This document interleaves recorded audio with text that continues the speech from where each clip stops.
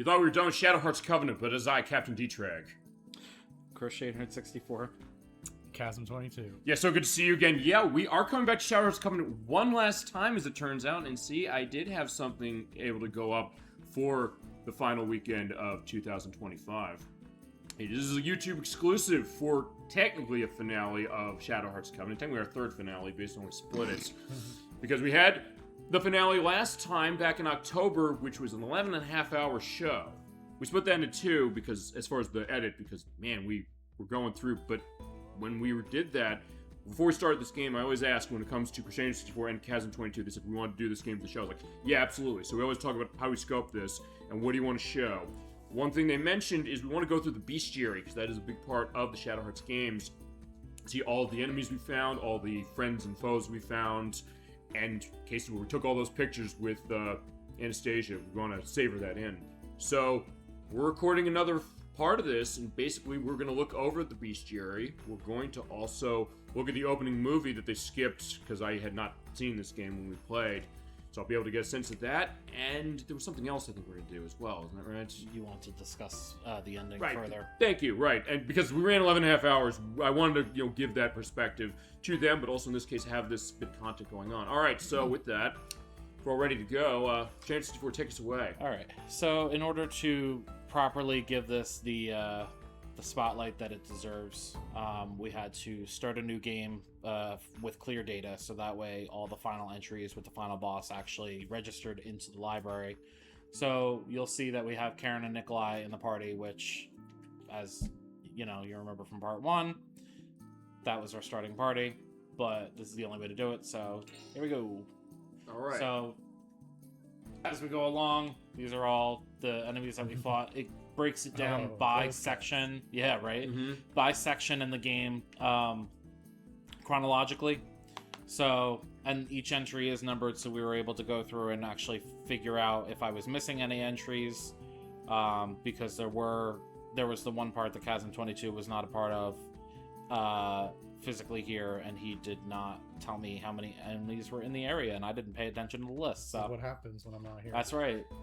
Well, that we do what we can as it is, and of course, every part of Shadow Hearts Covenant is going to be linked below. Also, every part of Shadow Hearts 1 in our Shadow Hearts Yuri Hyuga's story playlist is also going to be linked below. So everything for this game, it's a marathon for sure, but we had a great time doing it.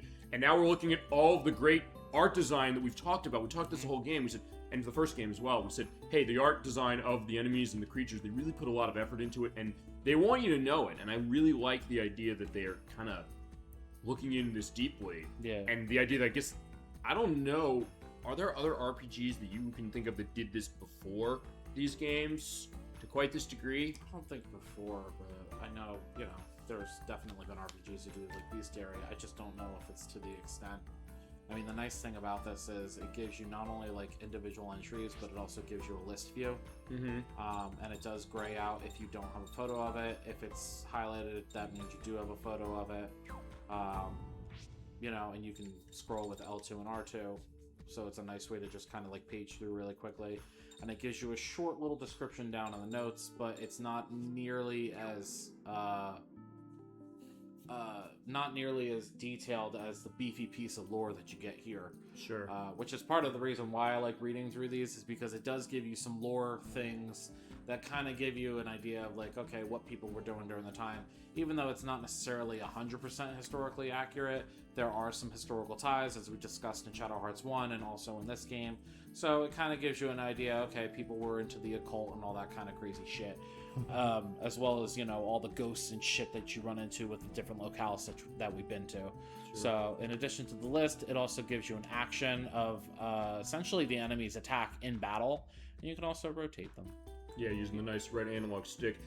Going back to that, I mean, it's interesting because when I played the Super Mario RPG remake that came a couple years ago, that also has a method of this, and actually, just like this game, they give purpose to the psychopath ability, or more accurately, the thought speak, because they renamed it in that, right, which is actually a lot like Anastasia with the camera in this game, which give the indication of it does behoove you to kind of get everybody identified to get more information, and also, as we're going to see with the ones you got pictures of, you also have another option that shows you what their weakness order is, or what their weakness chain might be as far as things that you're susceptible to. Yeah. So if you play it through the game again, you can kind of get a sense of, okay, what are they weak to? What do you want to run as far as that? Right. So And I really like that idea, and also what you said, the thing with the lore, which honestly, it's interesting thinking about that, because actually, CrochetNerd64, I don't know if you remember, but the first show you were on, we also had a game that we were looking at as far as the lore, but that kind of gave more information to the game than I think either one of us knew before we looked through the first Shadow Hearts? Not even the first game, the very first game I was on of yours? Yeah, remember what that was? Space Channel 5. Yes, remember, we looked through every one of the character entries. I had not looked through that. That gave you a lot of flavor text that, like,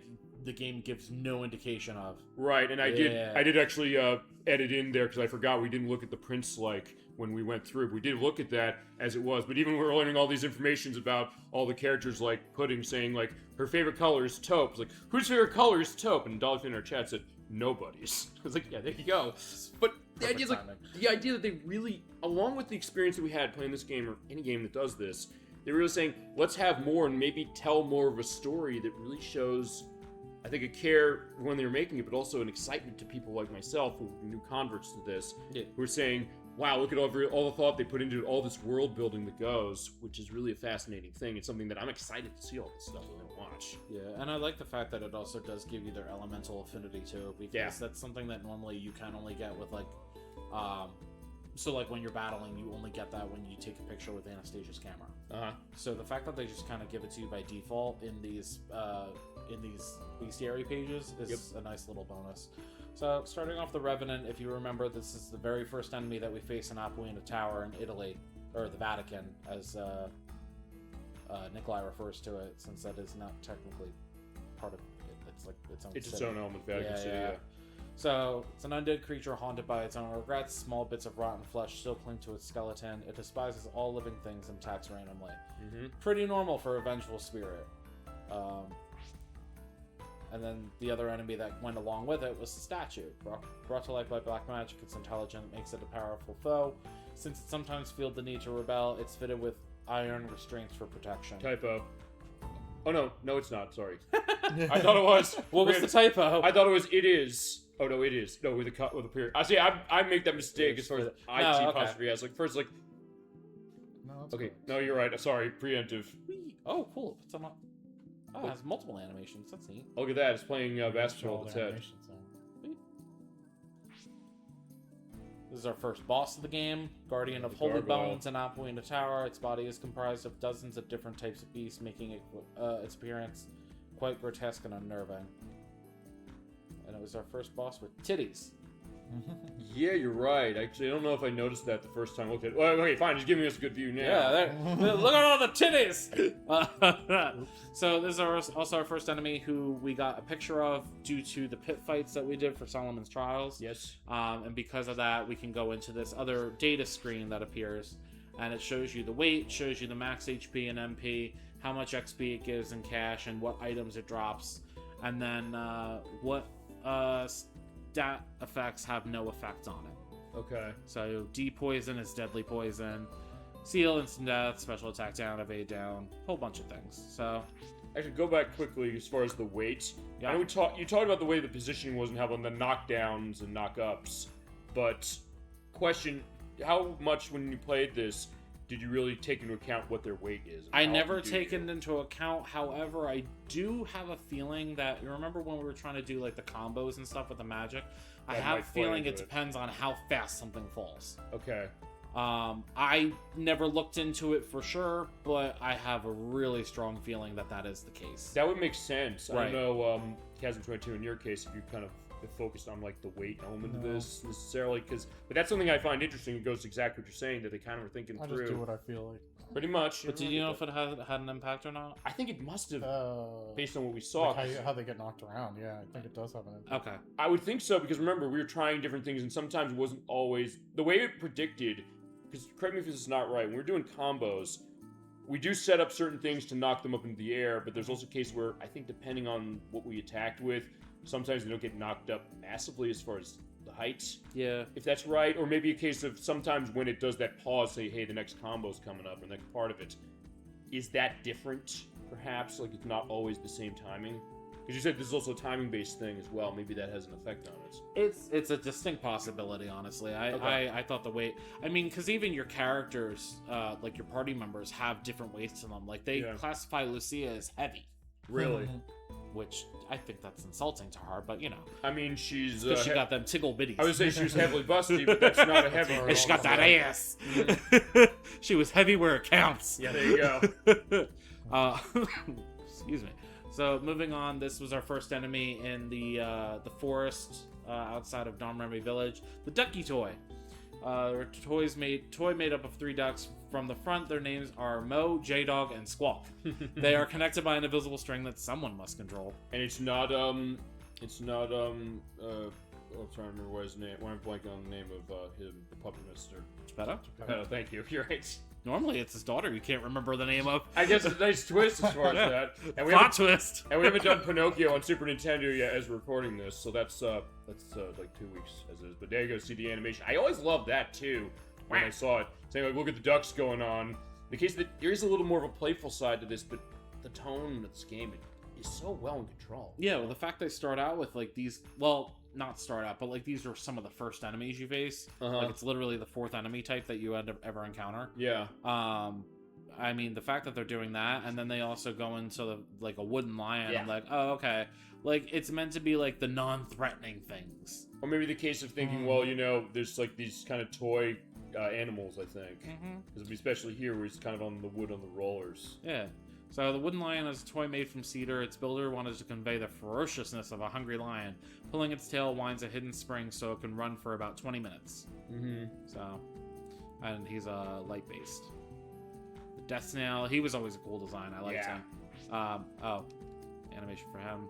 Oh yeah, he has like the springy head going on. Look at that. Oh, he's like wagging tail. He's only got a single animation. Death snail. Each time the snail grows, it must find a larger human skull for use as a shell.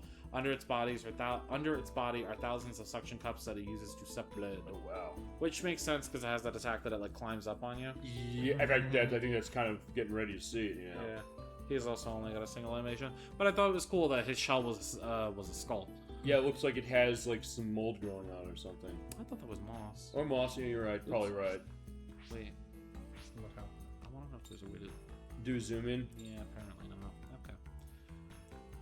not. Okay. Skeeter. Having never evolved the ability to photosynthesize, this plant relies on meat for energy. Its wing-like leaves allow it to fly in search of prey. So it's like a plant-bug hybrid. Yeah, meat-eating plant. That's interesting. Oh, I guess it's like a plant mosquito.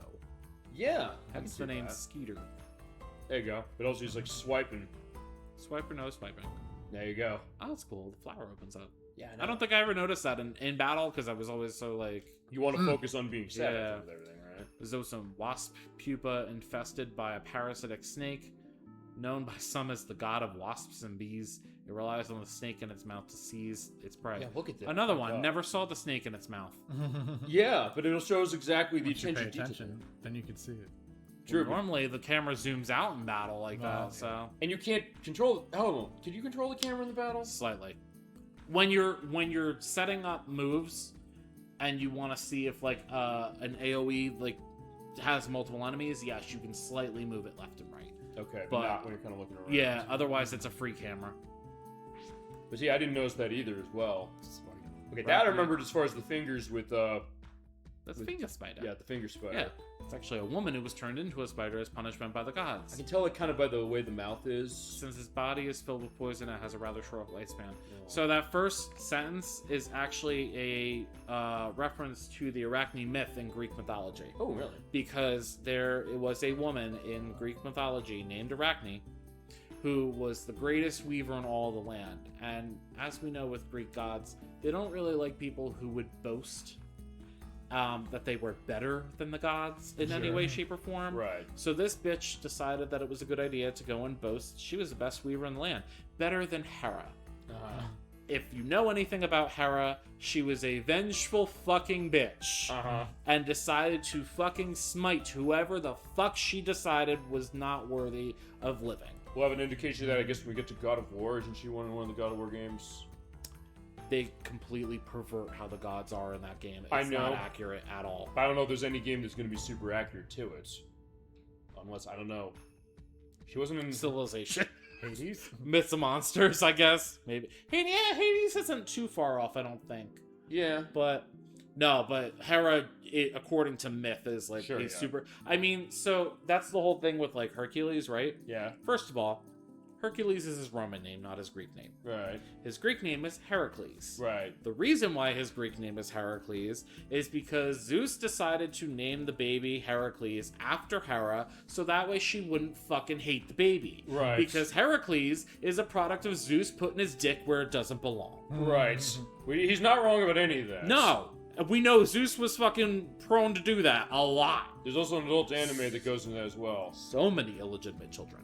There you go. But, didn't matter. Hera still fucking hated Heracles, and that's how the whole fucking trial bullshit came about, and essentially how he ended up killing his wife, Megara. Yep. There you go. That's about all I know about I was it. like, That's the summarized version. here's the question: we play the Hercules game on the PlayStation. Is she in it? I'm trying to remember. Like, was it like after the Disney game? Yeah. The movie? Movie or in the game? Well, Meg was in it. Yeah, Meg was his the love other one. interest. Hera. Was Hera in it? I thought she was. Hera was in the movie. She's in the movie. I don't remember. She's in the movie. I don't know if she was in the game. Okay. She's in the beginning of the movie. But again, she was framed as Hercules' mother. And I was like, that's Right. very wrong. Well, they can't. I don't know. They can't necessarily, make it that way. I guess within the Disney movie, they'll. They could. Yeah, they could. Disney's done some pretty fucked up shit in the past. True. So- I guess that's the point. I mean, I get it. They want to Disney-fy it. well, I mean, they want to Aladdin-fy it that Yeah, way. yeah. Particularly, though, maybe we should play that game. I never played it. Have you? The Hercules game? On PlayStation, it's called Hercules Action Game. That's literally the name of it. Mm-mm. It's like, yeah, it's a weird name, but people say it's pretty decent. It's like a 2.5D platformer. Okay. But yeah, so this one does have ties to an actual, like, Greek myth. Awesome, and I love that attention to detail they're going, and also all of you going into it. Yeah. Claude Soldier, we remember Nailed these were down. Lenny's footmen. Yep. Low-level member of a secret society, despite being at the bottom, these soldiers are highly trained in all forms of combat, both armed and unarmed. We have never seen them unarmed. Yeah. They always have their claws. Just slashing with the claws, I would think. Yes. Yeah. Sting was our little animal born of a mole father and a hedgehog mother. Okay. With his, I'm pretty sure that it would still have eyes. Though that explains if the mole was the father, maybe that's why he doesn't have eyes, because moles historically have bad eyesight. Maybe the action will indicate that. Yeah. With its many needle-sharp spines, it waits gleefully in the dark for someone to step on it. Yeah, I don't know. You're right. I'm not seeing the eye, so maybe you're right about that. As Adabak goes, meow. I feel like that's a very appropriate sound for this guy. Awesome. His little lack of eyes. Meow. In Kimu, a carelessly buried corpse and a snake merge together to form this monster. Its scales are packed with bacteria and often spread disease to its victim. Yeah, it looks like something out of Splatterhouse. Oh, I like that. Spreads wings too. Oh wow, look at that. I forgot about that. And it's water affinity. Yeah, it Because kind of the bacteria case, I maybe? guess it kind of gives me fire vibes though because of the coloring. Maybe. But I love that attention, again, going the attention to detail, the idea that It's like you're looking into its mouth, you see kind of like the lines in there. Yeah, it's like something out of fucking Tremors. Yeah, absolutely. Our favorites, Castor and Pollux. Oh yeah. One of twin demons that serve Veronica, said to have been born from a giant's arrow wound. It has a flame on its back that reflects its violent mood. And now, since we could do it in 360, we can actually see the details More. like in 3 dimensions. Like, yeah, okay, there's 3-dimensional battles, but with the action going on, sometimes it's hard and easy to like miss some of these Sure. like details. I also get the sense of his breathing, the idea you can kind of see the steam coming off. Yeah. And again, Castor and Pollux, reference to Greek mythology. Yep. I don't remember who they were, though. Said to have been born from a giant's pus-filled eye. Its body is covered with ice blades that reflect its cruel mood. So he also has the same kind of wavy effect. Mm-hmm. I don't know. Maybe it's a I like reflection from the ice. But Thug, this is from the wine cellar. Remember From him? Le Havre. Thug that works for the mayor of Le Havre. His mind and body are ruined from the excesses of his youth, and so he always carries a big stick to I fight. love how there's like Drugs. mythological lore for like a random thug. I love it. It's like his mind and body are ruined from the excess of his youth, drugs and drinking. He does smack something with that when you hit the swear button, right? There you go. Look at that.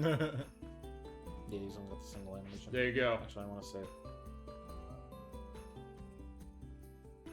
Yeah, I guess maybe the boss is. Oh, Oh, the eye. there's the eye. Wow, look at that. Wait, okay, now I'm curious. I figured the animations were going to be the same. They probably They are. Oh yeah, you're right. Okay, I didn't know they had eyes in there though. that's cool. Neat. Fat Thug. Alright, I love the face of him. Although the Sahaba What? is only 16 years Huh? old, he eats 5 times per day and suffers from diabetes as a result. He's slow but very strong. I'm sorry. In what fucking world?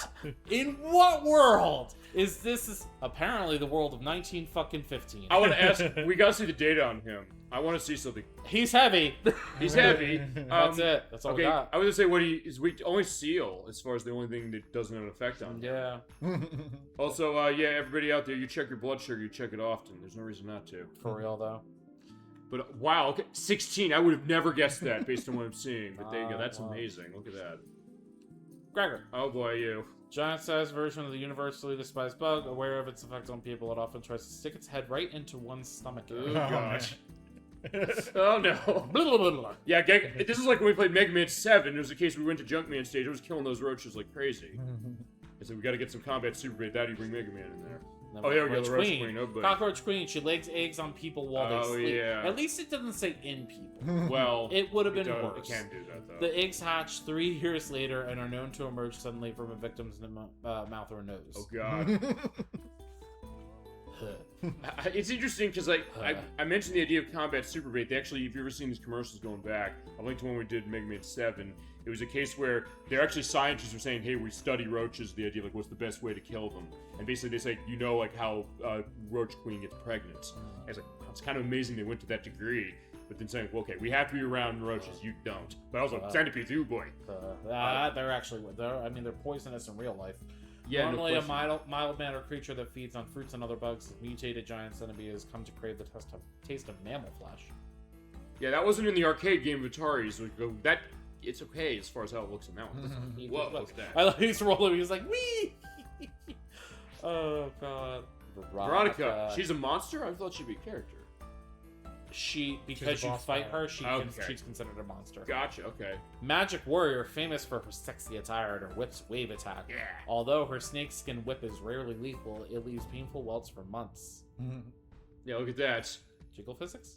Actually, is there? No. No. I'm kind of disappointed. Maybe PS2 wasn't powerful enough for that. Rumble Roses came. I was about to say, he will prove you wrong in 2 seconds. I have Rumble Roses over there, which came out like about 2 months after this game from Konami. So that did do it. Although I also I say, didn't say nothing. I was like, I know you got a game that proves that wrong. yeah, that was just a taste. Do you like it? And I love the voice acting. Oh my god, it's so good. I guess Soul Calibur as well. Soul Calibur. True, I was gonna say, Soul Calibur Ivy 2, very yeah. much has jiggle physics. Yeah, Soul Calibur 2 would come out.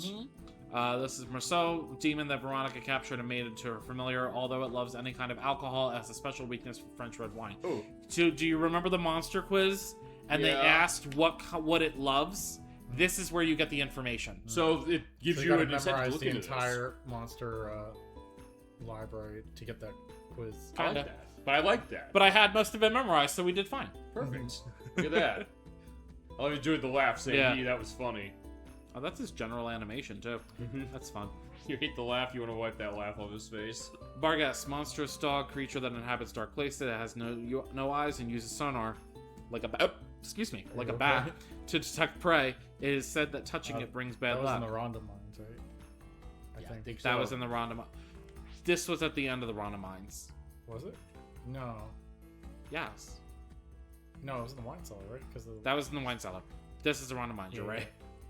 Oh, right, because Grimlock's the boss of the Ronda Mines. Yeah. Right. Okay. Yep. Propolis, tree spirit formed from hardened sap. It continues to ooze nutrient-rich sap as it plods along. So wherever it walks, flowers bloom the following year. Oh, that's a sweet description, even though it's creepy. Yeah, it looks almost like. Gross. I mean, what is? Okay, so hold on. Let me see. It's, The blob. it's like I guess the blob. So I mean, also the hardened sap from a tree. Ooh, that donk. But also is like the lips and things as far Yeah. as that they are on the front. It kind of reminds me of like an anemone. Yeah, a little bit. Tammuz, monster from Spain. It appears on the 10th day of the 10th month. It is said to be the incarnation of husbands wishing to punish their unfaithful wives. Oh, what's his animations do? I would say so. It sounds He like. sticks it to him. I would say it's like Silent Hill 2. Preview to when we get to that. Pretty one. much, yeah. Scorpion person. Yeah. Yeah. Well, it's a call. I feel like it's a callback to Shadow Hearts 1. Some of the monsters that we fought in Neem Ruins. Yes. There was the guinea pig enemy that we fought that literally was like a person split down the middle. Right. And like part of its animations, it would actually like split apart. So they do like integrate some of that into this. I like that. But I feel like this, because it had like a T rating, they kind of went a little, not a lot, but they kind of went a little tamer, so to speak. So? A slight bit. Well, yeah, you know. They went more Lovecraftian with this stuff. Okay, so maybe it's the idea that maybe it leaves more of the imagination. I don't know if it didn't before. I feel Or like that the this first game doesn't was more like necessarily. gothic horror. This Okay. went more Lovecraftian. Makes sense, yeah. Yeah. I can understand that. I Um, should see the Lambton worm. legendary dragon that lives in the where? The Ware River. Yep, I'm just gonna pronounce it phonetically. In England, in warmer weather, it wakes from hibernation, preys upon fishermen, and devours their hearts. Oh, wait. Sounds like a good Friday night. Well, you wouldn't gonna go out of the water anyway, so you won't ever have to deal with that. We're gonna need a bigger boat. Smiley son of a bitch. Grimlock. Demon born from the collective negative energy of hundreds of coal miners who died tragically at young ages due to a mining accident. Oh. Well, where the fuck were their canaries letting them know when the poison gas entered? But they're saying a mining accident, so I don't know if is that necessarily a gas leak? Well, the canary Like, also weren't they using the canaries to also detect like any sort of like Sound, maybe. something? That's true. Like I mean, it works. That's animals good in points. general have an instinctive like sense. Sure. Yeah, So absolutely. they would be able to detect not just like changes in the atmospheric pressure or anything like Right. that, but I'm sure they'd be able to tell if there was like a cave-in coming. True. I also love on The Simpsons when they're digging the cave up or the well. They see it and they leave. They say, "This died of natural causes." Everybody back in! My Claude Commander. Equipped with steel claws, these soldiers move stealthily and are more dangerous opponents than their lower rank counterparts. Yeah, more enemy or more helpers of Lenny's. Yes. Everybody was kung fu. Yeah. Lenny! Here he is. It's Lenny! It is Lenny. Hi. As the leader of the Steel Claws, he's a muscular hulk of a man who wields a giant kanjar. While not very intelligent, not true, he makes up for it in raw power. I guess at the time in the game we don't know he's not intelligent. So I True, guess but in he's that a case- math whiz. Sure. He's great. Look at that. He has a nice combo going on there. Fortune stick. I love Oh, this yeah. thing. It's so cool. Ancient fortune telling tool. The fortune teller throws the stick with all his might, and if it lands face up, it denotes good luck. While face down denotes bad luck. So we have one face, two faces. I'm gonna guess that's the bad luck face. Also, I love the other attention to detail here, which is if you look down at the bottom there, the fact that they actually do have a real-time shadow at a time when maybe not every game has yeah. that, you know? I never actually noticed that. That looks great. So I'm saying, technologically speaking, this game looks really great. Yeah. Domovoy. Okay, hi. House spirit that gives good luck to residents, but is cruel to invaders, going so far as to break all the invaders' fingers before chasing them out. Oh boy. I think that is a real, like creature from myth. I cannot remember which. I'm going to guess Russian, based on the name, but I don't know for sure. Oh yeah, you, Catherine. I remember her. I know. We looked her up earlier, like Very briefly. during the series, just so I could show you. Poison moth spirit hidden beneath pretty clothes. She pretends to be a little girl being attacked by a moth to lure her victims close to a strike. Talking about the real-time shadow. Yeah. I love this though. It's literally just a box. It is a box, and then you do the animation. It's gonna change probably. It's probably gonna open herself up. Yes. Oh, there you go. But it's just funny to me that it starts as a fucking box. Right. Like the outline of her dress. You know, look at her spreading the palm, looking so peaceful. She doesn't. Yeah, as she. That. So she definitely keeps So that much bug. facade up of saying, you know, hey, luring Yeah. people over. And we'll see a reskin of her later on in the Yeah. bestiary. Andre Andre the Pussy, so good to see him again. was one giant pussy. Indeed it is. Carla's pet cat that she bought as a young girl. She was told it wouldn't get any bigger, but 40 years later, it's grown to its current freaky size. It's just the pet cat that go really big. Actually, one thing It's I a didn't- Maine Coon. Actually, and also, when we fought this, even though we saw it a couple times, I never actually noticed, like, the earrings. Really? Not really, no. Oh my god, that's one of the first things I noticed with this thing. And Okay, I never yeah. noticed the ankle bracelet there. I Right. always saw it in the front. I never noticed the one on the back. How fucking cool. Look at that. Not much of a shadow there, just because it's so massive. Right. But you still get something. Oh, I love it. It's so fucking funny. Look at that. Okay. Gremlin, mischievous demon that sabotages machines with its slender fingers. Its body is wrapped in some unknown fiber, and some think it may be an alien life form. Well, it always did give me alien vibes. Well, we did have the one dog who is the alien. Maybe they have cahoots here. He'll show up. Oh yeah, We'll see him. Should be up soon. Langsweir. Once a normal woman, she died during childbirth and now walks the night as a hideous demon in search of a lost child. Oh, that's tragic. Yeah, we see a woman and we see a woman. It's two women. Yeah, and then the like the mouths there, I guess, trying to. I'm gonna go with some sort of like vaginal depiction Yeah, here. I was gonna say probably. Just based on what this is. Maybe, although it's weird because I mean, I guess okay. I was gonna say it seemed weird because why would she necessarily want to lure people in with that? But thinking, no, you're right because she died in childbirth. Have you seen teeth? True. I was gonna think that, but then again, she's saying she's looking for a lost child, but anybody who's in her way. But the idea that is you mentioned Lovecraft, you think it's exactly that. Very Yeah. good indication. And the third game continues on with that. And also, attention to detail there. I think the fact that she's water elemental. Didn't even consider that. Thinking of the idea if your water broke, she died in childbirth. I was thinking amniotic fluid, yeah. That too, as well. No. Janus. Oh yeah, I remember you. Two-headed demon from another world. The right head seeks pleasure while the left enjoys murder. Inner conflict has driven it quite insane. Is that so much inner conflict? Well, I guess good. I guess good. A good feeling as far as on the right. Janus is actually a Greek god. That probably. I love how much reference there is to Greek mythology. I love what we get to talk about it, too. The fact, well, luckily I like looked into it so much because of just sheer interest. So Janus is a god of entrances, and it normally he's depicted with two faces, not necessarily two heads. Okay. So it's supposed to depict two faces because of the coming and going through a doorway. Yeah. And that just kind of turned into this. I'm trying to remember. He's not one of the enemies that had entrance as far as attack, was it? I don't think so. I think that was an later spell. Okay, the only reason I'm asking is we always say it's entrance, but like if it had that, that would be an It would just be interesting funny, idea, yeah. right? Nice little attention to detail. Maybe a game that already has tons of it. Calamity War. I like their designs. The They're eye, so yeah. cool. Look at it. I just like the rings behind them. Oh yeah, those are nice too. Kind of translucent. Giant floating eyeball. It's believed to be a spy that relays what it sees to the gods, so any blasphemy done in front of it will be swiftly punished. You mentioned the Greek influence as well, but I don't know if there's tie to It kind of gives me like satellite vibes, but Sure. also like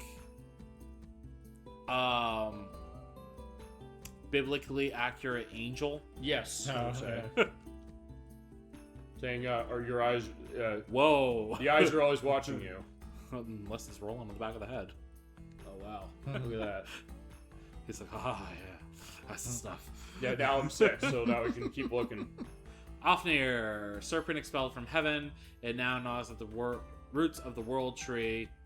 Okay. Once quite intelligent, a head wound has reduced it to a mindless brute. So it sounds like they're well, there is its brain. Yeah, which is like Sounds like it's like Norse mythology. Right. I feel like it's mixing some things because they don't. Norse doesn't do heaven; they do Valhalla. yeah. So I feel like they're mixing some like Christianity with Norse Probably. because Norse does the world tree. Was it Yggdrasil? Yeah. Yeah. Yeah, it has like the 5 swords in its brain. Otheon, guardian built by an ancient wizard. It's covered with the plates of a certain armored insect, and its speed belies its brutish appearance.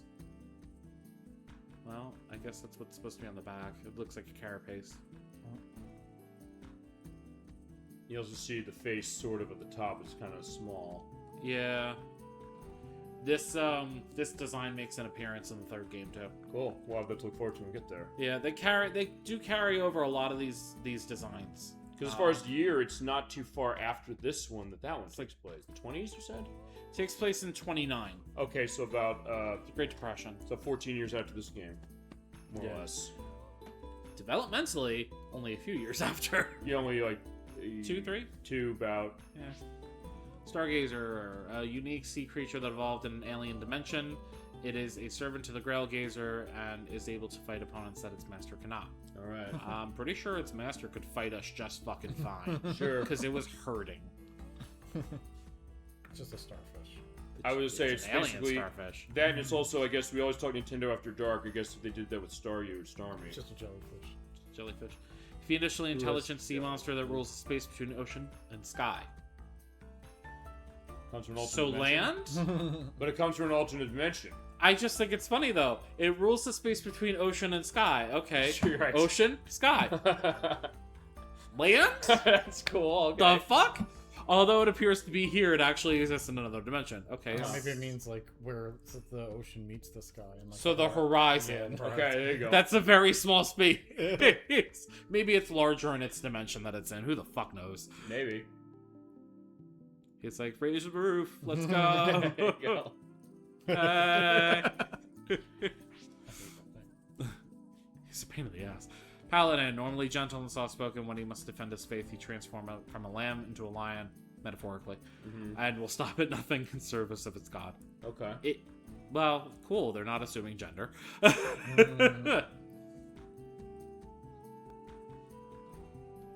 No, it's just a monster. It's not even a person. It's, I guess, maybe it's a monster, a person-shaped monster. Claude Admiral, highest-ranking member of the Steel Claws, the red ornament on his helmet is the envy of his younger colleagues and marks him as the elite of the elite. Right. That, I think, has like almost a Shachurian look to him. Yeah, it does give me very Roman soldier vibes. Yeah. Also, Templar. Yeah, no, Templar, absolutely. Getting like major Templar vibes. Yeah, especially also the crest in the center on his chest. Yeah. No, there's like a secret society. True. Pretty much, Well, it's yeah. like, what was the name in Dark Souls? Dark Souls? Yeah. What about? You know the name. Yeah, I don't know his name. It's the guy who's always like, yeah.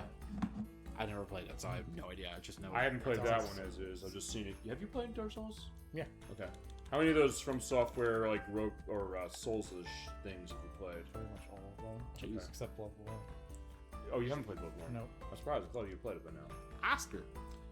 Veronica's two-headed pet dog. It was created by fusing two young Doberman pups. Though large in size, it still needs to drink milk or it gets a stomachache. Aww. So I guess it's supposed to be like a Puppy. takeoff on Cerberus-ish a little bit. Kind- Although, yeah, that's an attention to detail as far as the mouth over there with the tail. What do I always say? Hmm? What do I always say? I don't know what Somebody had to animate that. Oh, yeah. Somebody had to animate the fucking butthole. Come on. Well, actually, it's funny you mentioned that because actually, also in 2004, remember Sonic Advance 3 came out. In the opening of that, in the first run of the games, there is a little dot for Tails as they're running away from the Somebody had to animate that. I said that when they released the fucking trailer for Pokemon ZA, and they Right. show fucking Zygarde Oh, 10%, and the fucking butthole is glowing. I said, somebody had to animate that. I think it's the funniest fucking thing in the world when you notice details like that. You're like, either somebody was really hating their job that fucking week, or somebody really loved it. It's one of the two. Well, I don't know. How could you tell if they hated it? I'm this. just saying, if you have to animate a butthole, generally most people wouldn't be real thrilled about it. Unless you're that kind of person, and then they loved it. Unless it depends on what you're having to animate with it, I guess, above anything else. I'm just animating a butthole, man. Sure. It's just, it is what it is. Beetle. Armored beetle that appears when the scent of death is in the air. After it kills a victim, it buries him in a pink-colored ball of dung. Yeah, you mentioned, And so there you rolls him go. off. Talk about perfect connection. All right, because this is the little dung beetle, as it is. He's like, yeah, I'm playing volleyball. It's like, yeah, that's disturbing, Throws his ball at you. pretty much.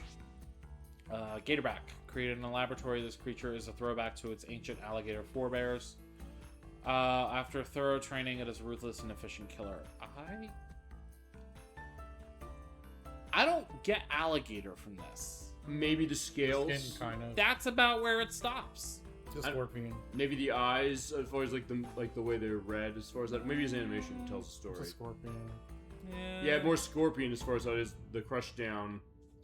Yeah, there's nothing about it that really gives me gator vibes. Yeah, it's kind of light. I agree. Alright. But either way, it Well, does look gator dangerous. back. Maybe it really is just the scales. Just the Who back. knows? There you go. Godhand. Lenny, after drawing upon the power of the ancient and legendary creature Godhand, who was named for the nearly divine power residing in his massive hand. Is that also based on something from Mythology? Not that I'm aware of, but it is a commonly used Some name. Shadow Hearts mythology. Yeah. That's It's a great. God Hand is a commonly used name in RPGs, though. Yeah. Specifically, Final Fantasy X is the name of Riku's celestial weapon. Which makes sense, I guess, because some of the people who worked at Final Fantasy going back in the day also worked on this. Nope. Yes, we mentioned that on.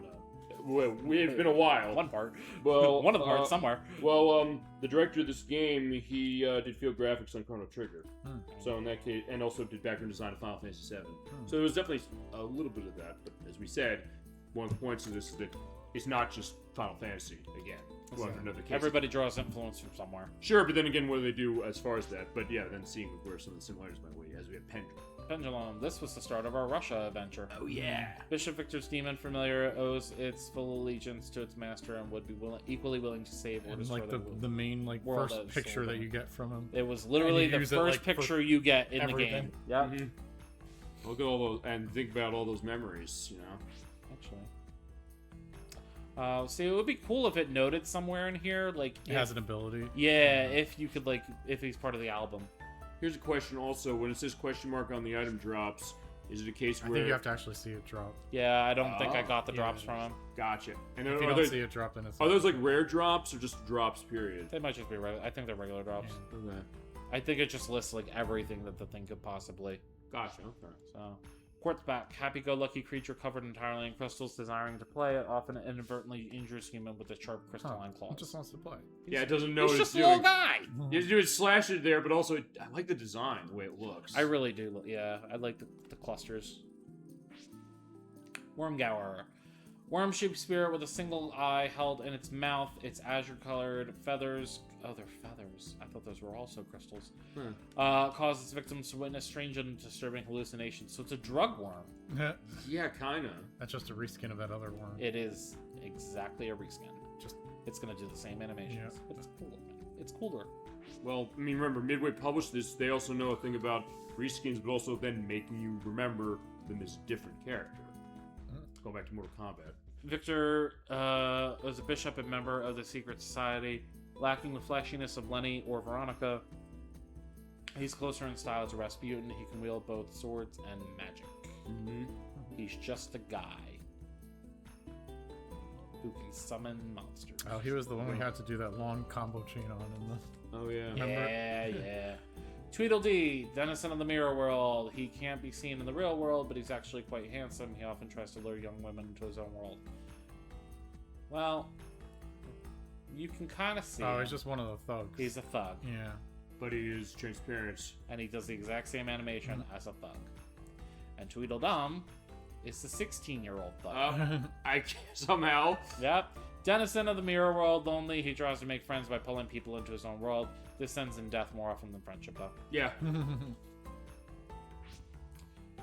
Ogoroja, originally an ocean spirit that saved humans from rough seas. She was punished for eating a fish and now hunts people. She's surrounded by 4 harpoons. Actually, she kind of reminds me of, what was the woman on the water in the first game? Lily? Lily, thank you. Maybe the idea. She of, turned like, into an octopus that was reminiscent of Ursula. Yeah, that's true. You're right. I remember. I think you mentioned that when we played the game. Mm-hmm. There's Karen. Wait. All right, because we had to finish ourselves. You're like, off. why is she an enemy? Now I Yes. remember. We had to finish ourselves off. Remember that. Yeah. The alternate Karen. Multiple times. Alternate Karen from the real world. She's a perfect copy of the real Karen, and even if destroyed, she appears each time the original looks in the mirror. Mm-hmm. Yuri, alternate Yuri from Mirror World. Physically, he is an exact copy of the real Yuri, but in a one-on-one fight, the original always wins. Yep. And we definitely had no problem finishing him off. I just realized, do they always have their base weapons? Like, they don't have, like, I guess they won't have, like, whatever you had equipped when you fought them? Never even noticed that. I guess so. Yeah. I mean, it's not an exact copy then, I guess, because at that point, I definitely had more than the base weapons. Uh-huh. Do they have different animations here? Regular combos. Gotcha. Yeah. Ammon, god of wrath. This demon represents the antithesis of creative power. When he descends to Earth, it usually portends a historic change for mankind. Yeah, it was a good. I mean, time valid. still, but- yeah. When he came down in the first game, it was because fucking Bacon was trying to fuck shit up. Yeah. And then we killed him and took it from him. Right, but then again, also we found some creative ways to use his power as far as how you play it. Hell yeah. With Jack. Jack. Flaming spirit of a nobleman who died in the gallery of the dead. He remains as haughty and unfeeling as he was when he was still alive. I don't know what the Gallery of the Dead is or where it is. You think that was one of the things in the director's cut? Possibly. Wait, hold on. So we didn't see this at all? Where'd we see him then? No, we've seen him before. Okay. He was in Edar Flam, I think. Okay, maybe that was why. That whole place was a blur. Yeah. Those animations. No, I think he was in... Screaming Head. He was in the palace, I think. No, because Amon was the boss. So any enemies that appear after the boss would have been for the next area. Where was Amon again? In the what the fuck is it called? The Gourmet Valley, whatever. Mirror we go back Palace. into the palace first. Remember the Russia palace? Oh, that's what you meant by Yeah, palace. yeah. Okay, I thought you meant the castle for some reason. Yeah, no, because that's probably in there. Okay. Jill is the spirit of a noble woman who was killed by a group of men. Her anger and resentment towards all the world's men have warmed into an icy field around her. Yeah, that sounds look about at right. that. Did they? What? She like the one. Is it an her eye or no? It's got to be an eye, right? Because her eyes are open. Yo, the one's there present. Well, oh yeah, because he is too. Oh god, they missed an opportunity. Wow, so. One-Eye Jack. Oh yeah, you're right. They missed a fucking opportunity. Ugh. One-Eyed Jill then, maybe it's twists. Yeah, no, it's not as funny That's as just One-Eye risking Jack. of the revenue. Yes. Skeleton built and given life by a ghost child. Abandoned when the child's soul passed on, and now despises all humor with an anger born of deep sadness. Not too far off from the description for the Revenant. Yeah. But, and like you said, Yeah, so exactly, this. it's a reskin of the Revenant. Does the same animations. Periton, our favorite fucking deer birds. Yeah. The head and leg of a deer and the body of a bird. Each year, these creatures flock from the Mediterranean Sea to Africa, inspiring fear and all them heat. I bless the rains down in Africa. I bless the rains. Titties! That also is going to go in the into the Super Bowl Game Saturday sings. We got a late entry. It just says titties at the end. The That- Queen of Darkness. No, it'll be Africa Titties remix. Fuck yeah. The Queen of Darkness, she may grant a night of power to women of proud bearing who call upon her. The long veins of her right hand are deadly weapons. Rose. Yeah, look at that. You're like, it's like the whip case. Oh, there you go. There's the jiggle physics. They do have jiggle physics. Oh, look, Hey. it's different. Oh, dude, yeah, it is different kind of how it's doing than something like, as you mentioned, Soul Calibur 2 or 3 or Rumble Rose or something like that. I don't know how to describe it. It seems like it's a bit different the way it runs. And okay, Dead or Alive 2 Hardcore is on the PS2, so that counts as well. That's how I like my women. Purple And and multiple full of 8 sets. titties. Yeah. So, never mind. I'll leave that. We're not gonna. We don't kink shame unless. It's Oh no, I'm not kink my kink is kink shaming. No, it's kink questioning, I guess. It could be anything really, but I love that. Gigafilaria, born from an Edar Flam egg, its role within the castle resembles that of intestinal bacteria, breaking down invaders and turning them into nutrients. Funny enough, I was having a discussion with my mother this morning about worms and how eating undercooked pork can create worms. Oh yeah. Yeah. You don't want to do that. Terrible. Only undercooked pork or anything? It's called trichinosis, Okay. and the worms are trichinella, and they form in your gut, and it's not great. And what about not other meats or anything like that? Pork. It's Pork only. Yeah, it's pork. Because Yeah. chicken, you do salmonella. Sure, Yeah. You know, just don't eat raw meat. Yeah, It's a bad idea. Yeah, hopefully you didn't do that 2 days ago on Christmas when this goes up. Facts. Megafilaria, life form that could be called the antibody of the Edar Flam. It consumes invaders before evicting them from the castle, whereupon its own life ends. Getting tongue-tied. And you've been also talking through like 63 of these things so far. Feel free to take any of the water on the table, by the way, for that as well. But it's all stuff we saw in Edar Flam. You're saying here about Zamuza. So a combustion engine allows it to powerfully attack and tirelessly in all directions. Being tired for us to run through that, but still. Why does the animation look like he's teabagging? Yeah, you're right. Yeah, this is like a few months before Halo 2 came out. Oh, it's like a fucking android thing. Yeah, it That's kind of is. crazy. Alright. Echidna, otherworldly snake that swallowed a pregnant woman whole and absorbed the fetus into itself. The human half is in agony and screams constantly. Yeah, you are kind of seeing that as far as the face in the middle. Also, at the top, I guess that's not like a mouth as well. I always thought it was. Yeah. Oh, yeah, look at those tentacles down there. So, Echidna, Yeah. I think it's really interesting because the first Echidna I never ever knew of in any sort of gaming was, of course, Knuckles. Right, for Sonic, I was gonna say. Looking up what they were, I was like, oh, they're cute little mammals. Yeah. But, again, tied to Greek mythology. Yeah. Echidna is the mother of all monsters. Oh, boy. Interesting. I'll have to look. She's been demoted in this. We'll have to get a sense when we do Sonic 3, because we technically haven't done it yet, when you really want to be All honest about monsters, every single So I'll have to see. In Greek Maybe, mythology, yeah. maybe they were thinking that when they got there, too. But yeah, you're right. I mean, fact check me. Okay. You're But- checking as far as that? No, I'm not sure. He's like, I'm not going to do it. He knows, because he knows I'm going to do it when I edit this. Yeah, you'll do it. Yeah, I mean, listen, some of my details may be slightly off. They're but probably not off that far, yeah, really.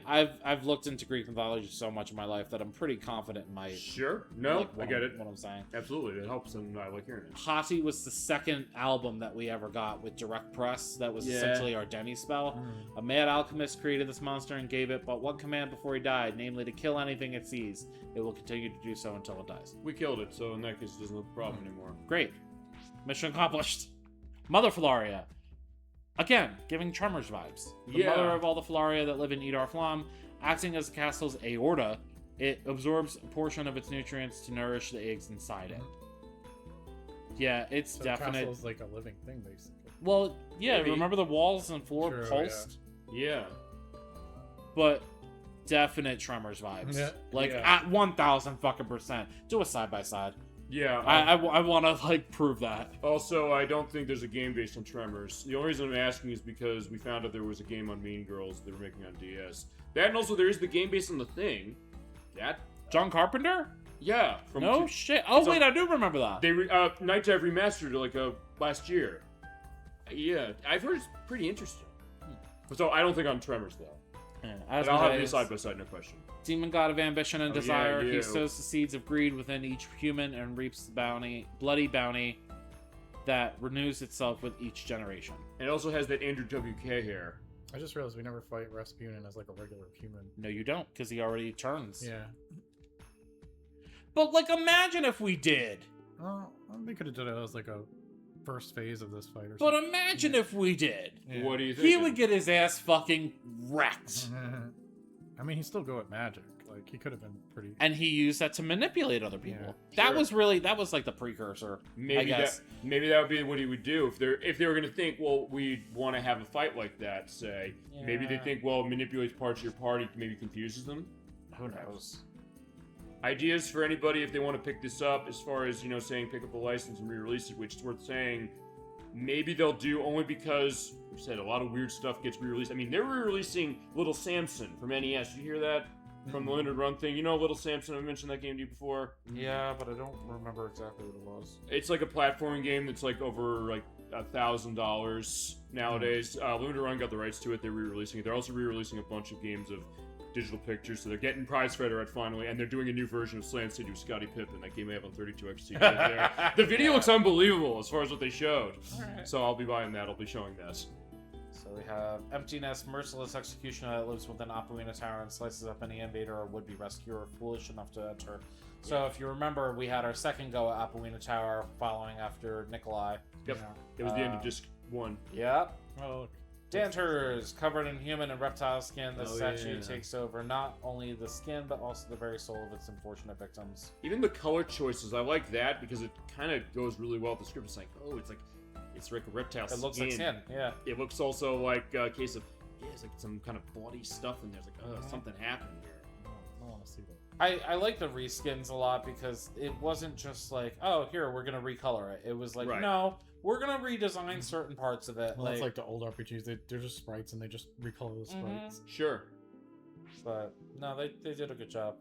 Lemures, spirit of a nobleman who died for a crime he didn't commit, unaware of his own death, he still clings pathetically to his former authority.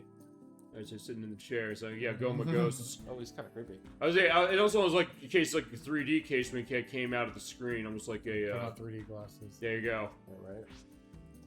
Astaroth. Hello. Not to be confused with Astaroth from Soul Calibur 2. Who would also say to that, "Shut up." He was. Listen, that Astaroth can get it. I do like that Astaroth. Smash pass. Smash. Even the heart, exposed heart. That's smash.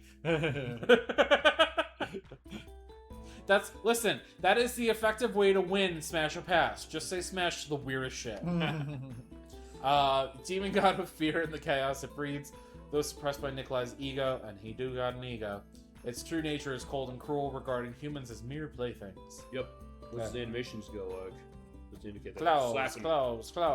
It's kind of what you said about the other thing as well. Oh, he got spooky feet too. I like that. He wearing them heels. He's doing like the push out. I like that. He a diva. Akagi soldier. This is our entry into Japan. Right. Special Imperial Defense Corps composed of mostly young men, usually assigned to scouting and sentry duty. Some complain about their lack of action. The gun. The fucking gun. You basically say just stand back and shoot. Yeah. Oh, the Spider Walkers. I think Ghost in the Shell went with this. Unmanned walking drone built by the Japanese Imperial Army. Its shape was inspired by a spider, although only a prototype is fully functional. It's pretty fancy for early 1900s. That's what I was thinking. I was like, damn, they're like really mechanically advanced. Yeah, look at the minigun as well on the front. Oh, you shit, You can see the rotation as far as on the animation. Does it rotate? Yeah, it's very subtle. Yeah. Oh, yeah. Yeah, the subtleties, I love that. Flying drone, unmanned, Imperial drone, Okay, that's unmanned, definitely way too aerial advanced drone. for early. Yeah, for it to be unmanned, built by the Japanese Imperial Army, although this prototype is a masterpiece of design, weight limitations have left it unarmed. What? What? What do you mean unarmed? It has Basically, there's no guns. person inside of it. No, that's unmanned. It says unarmed. So maybe that's a typo. Who knows? Maybe I was like 74 entries off when it said typo. Yeah, see, it just smashes you. It doesn't shoot. Oh, okay. Oh, yeah, makes sense, yeah. But it's smashing you with its arms. Yeah, you're right. So it is armed. There you go. Lieutenant Colonel Terada, ferocious leader of the Imperial Army's Iron Soldiers, surprisingly domestic in his private life. He enjoys spending time playing with his beloved daughter. And now he's dead. Fucking took the words right out of my mouth.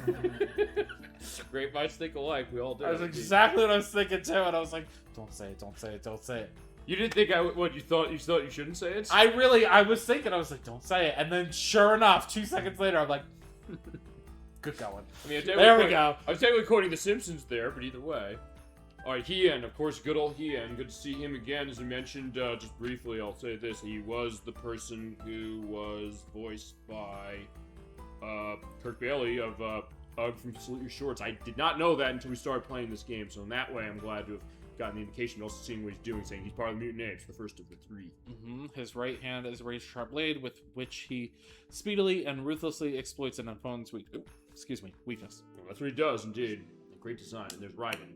Member of the Mutant Apes, his left hand wields tremendous electrical power with which he brutally and relentlessly attacks all opponents. Interesting. What's up? His augmentation is the right hand, and his is the left. There you go. Maybe that was the idea that kind of split it across. They did left, right, center. Okay, perfect. Most likely. Japanese Imperial Army's bipedal mecha prototype. Although this pilot model is all these unmanned fucking mechs. Jesus Christ. A piloted version is currently under. Yo, you had somebody just fucking boop, boop, boop, like in the fucking control room. Pretty much. Okay, no, this was this was before we saw Hojo. Yeah, well, the Master Cylinder, he was inside. Well, that's true, which, I mean, I guess I don't know, like, the Final Fantasy VII thing, although some of those, I don't know if any of those were unmanned. Were they? I thought most of them were. I think most of them were manned. That's what I was thinking. Yeah. Tsukiyomi, moon goddess inhabitant in the body of Kurando, noble and cold. She wields the power of the moon mercilessly against any foul or impure creature. Yep. So, obviously ties to Japanese mythology. Unfortunately, I am not nearly as well versed in this as I am in Greek. Sure. But, yeah. Kazim22, what about you? Maybe you have a background on that, or what your backgrounds in mythology knowledges are. Shimigami Tensei. That helps then. There you go. Yeah, I mean, there's so many polls He from only appears in so many Japanese games. pretty so- much. There's so many polls in SMT I mean, games. Okami probably, right? True, I would think so. Yeah, I was gonna say, isn't Tsukiyomi mentioned in Okami too? I believe so. It's been a while since I played it. Because if you have Amaterasu, who's the goddess of the sun, then I would think you have some sort of representation of the moon. Right, and we also have. No, yeah, you're right. Yeah, you're right. She is, and it's just been a while since I did it. We're previewing that next year as is. I know I know Susano isn't like Final he like boss. the brother? But no, yeah, you're right. Spoilers. No, he's not the final boss. He's the final boss of this game. Okay, I was like, spoilers, man. I never played the whole thing. No, okay. He's not the final boss as far Okay. as that one. I know damn well. But he's it's like the not brother, right? that. I believe so. Okay. We'll preview that, and actually, I want to ask you briefly. But I know in Japanese mythology, he's like god of the underworld, I think. Pretty sure. I don't know the specifics. I guess just briefly asking this. Yeah. What version of Okami do you think we show? I have it on the PS2. Do you think we should show that one as preview? How'd they do with the Switch version? I've heard the Switch version's really good. I mean, but it's also, I don't know, I have it on the PS2. Maybe I should show it first the way that I first saw it. Show that the PS2 can do this. And it does have progressive scan balance. support on it. And given how we're outputting PS2, remember, we are outputting this with component cables. This is the best we can make it look, and that game does look beautiful running that way. And it might be one of those cases that later on, if we do show up the show, I'd either get the Switch version or I'd get the PS3 version, which is download only. Which I have that version. Which has support for Move and also for controllers. You can play it. The motion controls the Wii version and also the control method of the PS2, and same also with the Switch version, which does that as well. Yeah. So the Switch version, weirdly enough, that was the only one that was not This is a physical. reskin of the other end. Yeah, the fortune stick. Yeah. Yeah. Para. You know, well, what's cool is they do this with the enemies that have like that duality. So like the fortune stick was like good and bad luck. This one's yin and yang. Yes. Also fortune telling. Perfect. One side pretends luck in battle while the reverse side signals doom. Its eerie laugh chills the blood of all who hear it. Oh, there you go. Look at that. Well, that's why I didn't even turn it, because I knew it was gonna. Yeah, even's like doing the laugh. You're seeing the animation of the mouth. It's amazing. Gaki, dead spirit cursed for its sins to wander the earth forever without passing on to the afterlife. Its horn and burning right hand are the marks of its sin. Yeah, what sins? I don't see anything wrong with the right hand. Probably things it killed. Oh, is it burning right hand? Let's see, hang on. I don't see anything with the right hand. Maybe they didn't have time animate to it. Yeah. No Masks. Oh, yeah. Frightening collection of no masks left by a mad and heretical drama master. They appear each night to frighten souls. Here we go with the heresy shit. What are you thinking? No, remember how much of how many entries in the first game they were talking about like heresy and like against the church and shit? Yep. So, I mean, they're still very much entrenched in that kind of mindset, being only 2 years later. So yeah, makes sense. Actually, I wanted to ask you, when you were in Japan, did you like see any sort of no masks in shops or I anything think like so. that? Yeah, there were some in some of those shops. Are they like scary looking? No, Okay. they're cool. I should have bought. They're mostly used in like theater productions, right? Yeah. No, they have like souvenir ones too. No, but I mean like for their actual like. Oh use. yeah, like the real ones. Like I probably wouldn't see any of those. But I always thought they were cool. Also, the next one, I think I have to do this. Oh, Eccentric but powerful yin and yang master that floats in the air atop a mysterious flying pillow. His powdered white face is lined with deep creases. As far as where the pillow comes from, he got it at Ross.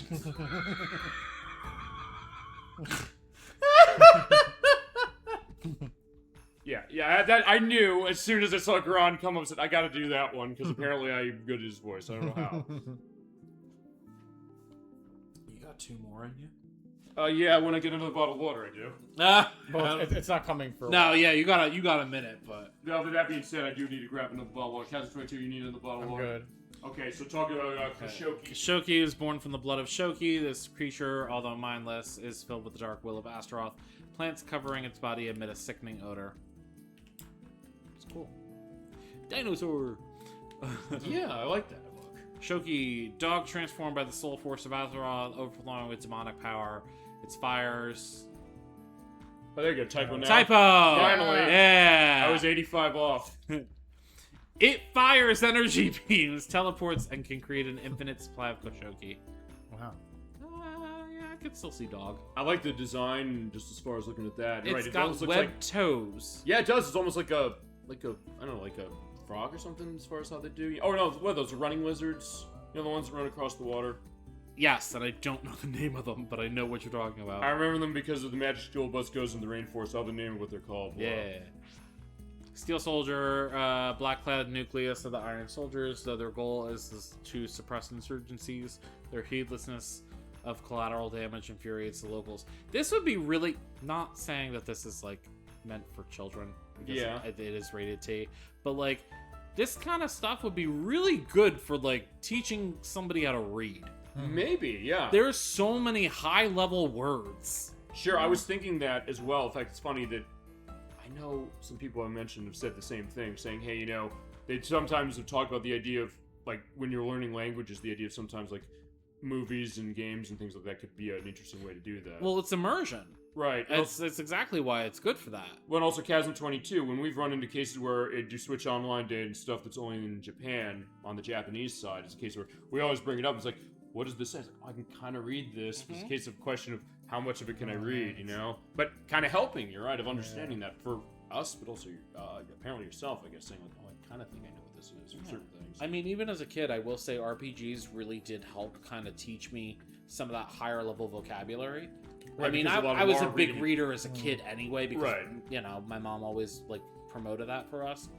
But just playing games and, like, just having to constantly... Because, you know, back in our day when we were growing up, it wasn't all this, like, oh, voice acting for everything that Right, but everyone's still, so used to. But you still have to read for certain cases. They don't necessarily always voice act the entire game, but even when they do, it's a case where you have subtitles on. We do it for the show so everybody can see and Yeah. hear that, because we can kind of read that. And because a lot of games that it's very heavily story intensive as far as RPGs in particular, so you're right.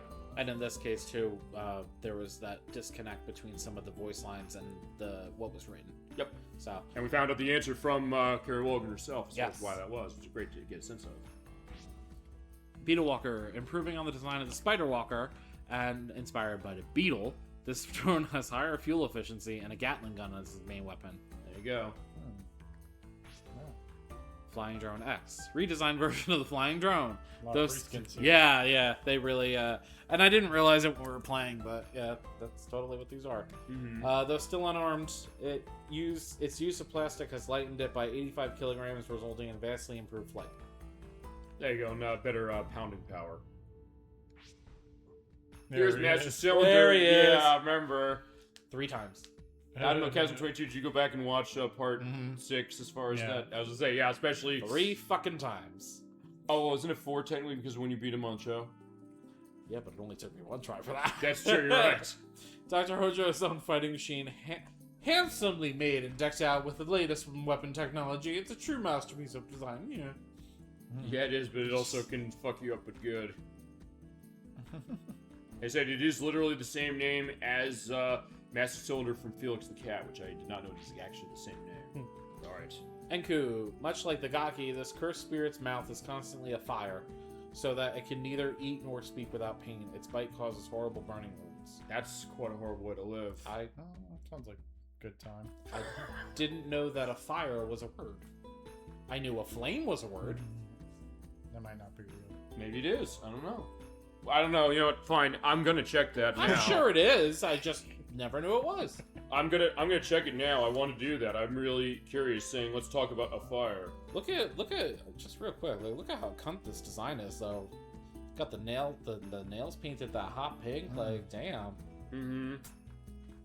So let's see. A fire. bitch looks fucking fire. Yeah, he's getting our curiosity aflame as well. Okay. Granted, let's see. No. I don't want to indicate that. Well, it's also the name of a German film from 2023, but outside of that... Yeah, okay. Being on fire, blazing, being in a state of great excitement or energy. The music set the audience afire. Huh. There you go.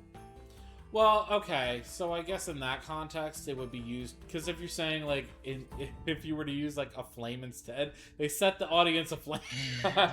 It's a whole different meaning. I guess So- you could put A in front of anything and just make it into a word that way, like, you know, a flutter. Yeah, I guess it's such an older way to speak too. Yeah. It's just very interesting. Yomi Samurai, undead warrior from the land of Yomi. Where's Yomi? I don't know. Did you keep me too? It's probably fucking integrated into the new world. Although The game or the actual new world. the actual new world. I think Yeah. it's that question. Valid question. Because it's gonna be a while before we get to that. Although crushing its helmet will temporarily make it stop, it soon rises again with a sickening rustling of bones, which you can see the bones on the belt. Yeah. Oh shit! That'll work Shit! out. Oops! Shit! What? Nothing. It's fine. I don't know. Oh, you just want to do it slicing? There you go. Oh, Toad! I remember this because I edited part 6. Yeah. Oh, that's just a reskin. No, this is an interesting one because I'll tell you, I reskinned it too because when we did part 6, The that was a ultimate case hug. where I put a cigarette in his mouth and the trucker hat on his head. But anyway, Ninja that mistakenly transformed himself into a toad during training. None who have attempted to capture it have ever returned alive. yeah, look at him. He's like, yeah, he's laughing at Oh, Joe. there There you go. Oh, you're right. I guess I gotta do another. Okay, so Garen possessed with the awesome power of Yama, the king of the demons. This radical transformation of Garen's can only exist inside the boundary. I don't have anything funny to add on top of the end of that. Maybe the next one. We'll give you time to think. He's got some fucking flotsam and jetsam bullshit going on. Also, do the animation again in his eyes. Take a look at that. When he does like the wave around. Look at the way his eyes open. Yeah, it almost looks Oh. like. Never saw that. It almost. This is gonna be weird, but it almost looks like some of the robots on the Jetsons. Yes. I don't know why I'm thinking that. And there's a game based on. Oh, there's one game on that's been Natsume that costs a fortune. That's on NES. That's Cogswell's Caper. And there's another one called Invasion of the Planet Pirates, which is on Super Nintendo. It's by Taito. It's actually a precursor to Luigi's Mansion in the sense that he has like a vacuum gun, but you're using it for the purpose of platforming. We love you because you helped us get out of fights. Fuck yeah, yeah. This is where we got falling leaves from, which such a useful skill. Creature famous in Japan for mocking travelers and then leaving a red feather when it flees. If placed in one's purse, this feather is said to increase wealth. I know Tengu is a creature in Japanese myth, legend, whatever. Yep. Generally in the mountains. Yeah, like the tree creature. I know Dead or Alive 2 goes into that. He's the final boss of that. Mutant snail. Got the death snail's cousin. Snail that grew to enormous length after eating the forbidden hydrangea leaf. Usually quite docile, it may feed on human blood during dry seasons. Instead of moss being just on the shell, it looks like regular snail. Listen, no, there's an eyeball there. Okay. Oh, you're right. Down the side of the shell. I didn't notice that. Yeah. You mentioned it. And You're like, it's just a regular snail. God, nobody cares about Be it. creative. it can also backflip as well. Not many snails can do that. Yeah, right. Also, the dry season thing. Remember, it's water affinity, so that actually does make sense too. Also, I don't know if you guys have heard of this. It's what the fuck is it? Okay, so there's a snail, right? And if it touches you, like just like even comes near you and like touches you just a little bit, right? You die, right? The snail can instantly appear anywhere at any time, right? Like a real snail? Is this like a real thing? It's a scenario, Oh. right? Oh, okay. Okay. What the fuck is it? It's like you're given like $1 million or something, adjust for inflation. No, it'd be more, right? And you have to like outrun the snail. But remember, he can teleport anywhere, like instantly. Just teleports right on your body. Wait, I have to look up the scenario. What was this about? I mean, I have to look this up. Yeah, do tell us Give as far me as a this, 'cause sec. I'm curious It's an about it. interesting scenario. I don't think I'm posing it correctly. No, I understand that. I mean, I guess equate a Snail. case of like what we'll do in this Is case. this like a thing you have to solve, like a problem? Or something? Kinda. Yeah. Okay. The immortal snail. Okay. Here we go. Thank you, Reddit.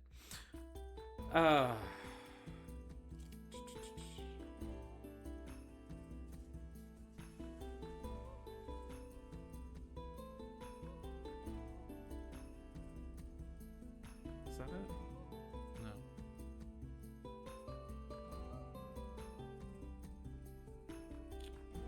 Bro.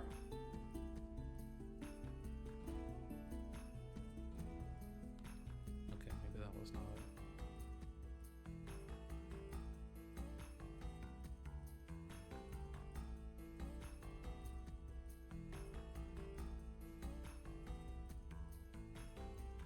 Oh, was it? Oh, it was an immortal snail. My bad.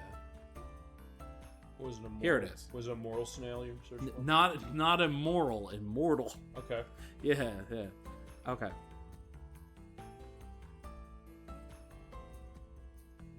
Here it is. Okay. The immortal snail. It's a thought experiment that came up on the internet. The snail is immortal. It is intelligent. It always knows your location and will eventually kill you if it touches you. Okay? Here's the situation. You were given $1 million, again, adjust for inflation, for accepting immortality, but you must live with the snail always pursuing you. Okay? Now, you're immortal except for if the snail touches you. So, the whole thing is, the snail is always pursuing you. How do you stay alive?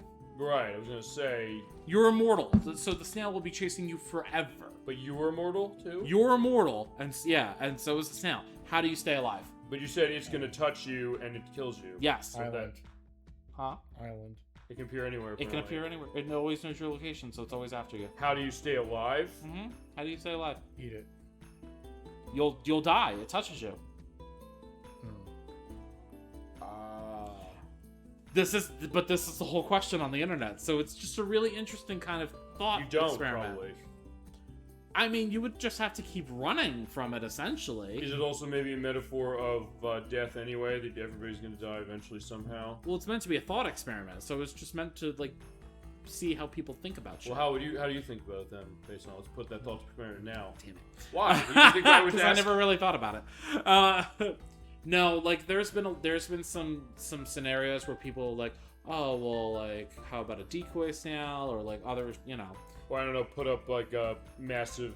Common proposed solutions involve finding ways to contain or incapacitate the snail, such as trapping it in a jar or on a treadmill. Uh-huh.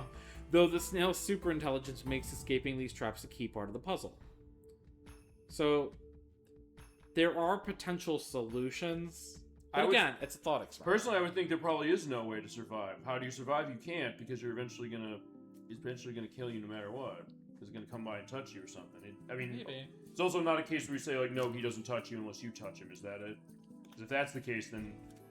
Well, if he doesn't touch you, you'll be fine, but I mean, if it's the case where he just always knows yours, he's gonna come by and do it. Like, you look at him funny, he's like, oh, if there is contact between you and the snail, you're dead. Right, so I mean, basically... Doesn't matter if he touches you, you touch him. You're dead if you make contact with the snail. I think basically the idea is that you're fucked no matter what. Essentially. But it's just fun to kind of think about ways to avoid it. So somebody said, use technology, equip the snail with a GPS tracker and a treadmill so it can't catch you, but acknowledge that this would be incredibly expensive and difficult to maintain over time. You have $1 million, you could do that. Adjust for inflation, yeah. Embrace a wild wilderness lifestyle. So some suggest using the money to survive in the wilderness, which would make it difficult for the snail to find you, but this would have to be a long-term survival plan. Do nothing. The simplest solution is to ignore the snail and do nothing. If it cannot get you, you'll be safe. Be patient. The snail is slow, and you could wait for it to get close before making a route. That's honestly what I would do, because the snail always knows your location, and you're always kind of moving, whatever. I thought the question was that it could teleport or something into where you are. I got that wrong. Okay. It's that it always knows your location. It's not that it can teleport. Okay. That would make it exponentially. Yeah, so then island. It would take a while to get to you. And in that case, if you see it coming, then you basically then go somewhere else. Yeah. The question of whether it can heal instantly from injuries is often debated, but some people believe it could be destroyed with the right tools. So it's just an interesting thing to think about. Yeah, it's cool. And I mean, we brought up snails, so I was like, oh, yeah, as well, yeah, absolutely. All right, what's the next thing? Whoa. Next thing is Quinky. Oh, hi. The four-armed mother goddess of fire. She has protected the islands of Japan against evil forces since the time of Izanagi and Izanami. Mm-hmm. Which, yeah. Creation myth, essentially, for all of Japan. Yeah. Right. What's your animation? Them titties. They're covered, so don't worry. This is where they gets the partial nudity tag from, by the way, probably. That and the whole thing with Alice's resurrection. Yeah.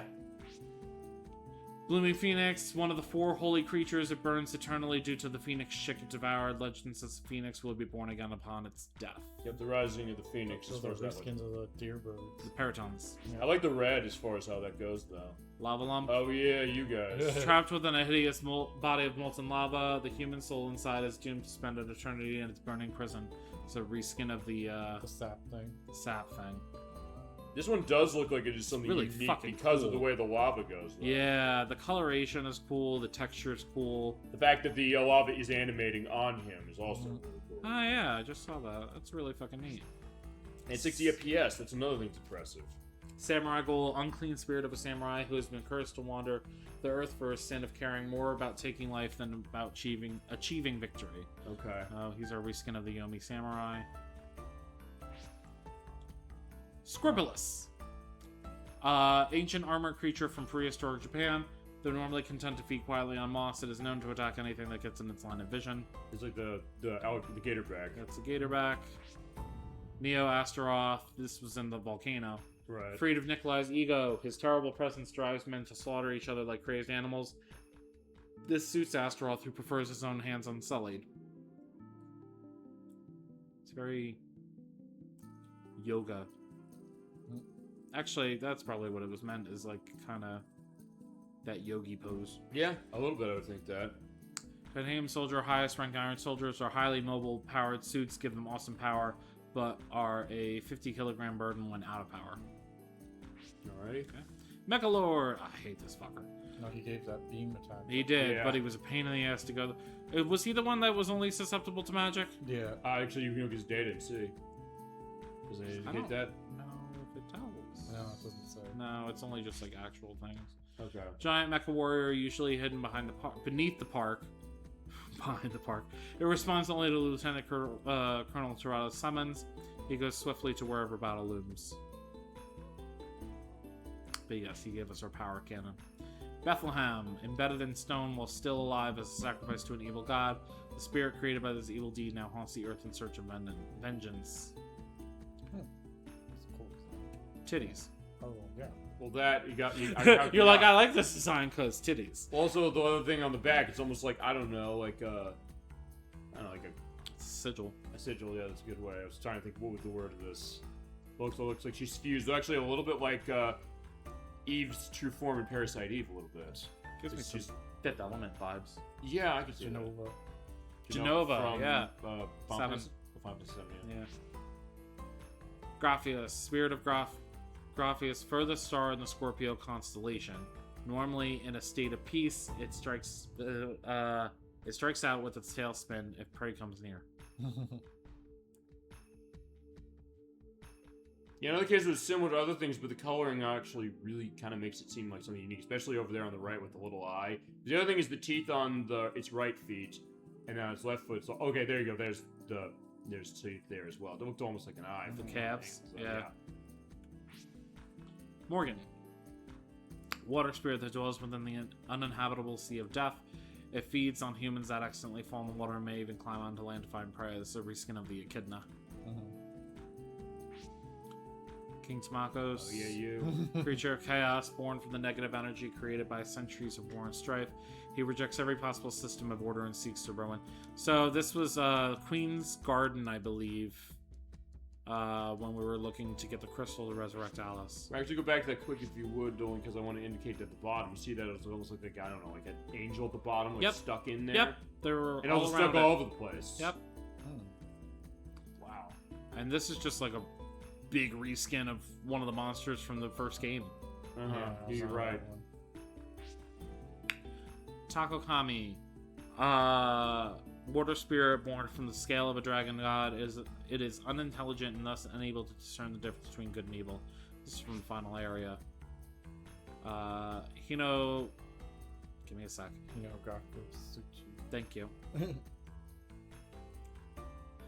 Feeding on the souls of humans, it kills in forest fires.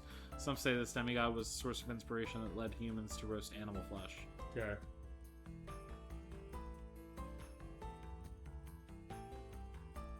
Cool. I want to see if it looked like an android like the other one. Lion Lion dog. dog, remember those? Immortal creature that migrated from China in ancient times Because it suffers from bad teeth and other signs of old age, it only eats victims' innards. You think it also might explain why we could stone this thing so easily? It's kind of weaker. Because it's old. It's Yeah. an old dog. And I mean, lion dogs are depicted as stone statues all over the place, so Sure, yeah. who knows? Native god of snakes, he also governs over all bad fortune. It is said that those who see him become infertile for 3 years. Oh. Takamikazuchi. Yeah. Goes of a criminal that was wounded, goes of a Wounded criminal a god and bathed in his blood. To free himself from this form, he must be reincarnated 1,000 times or claim 1,000 souls.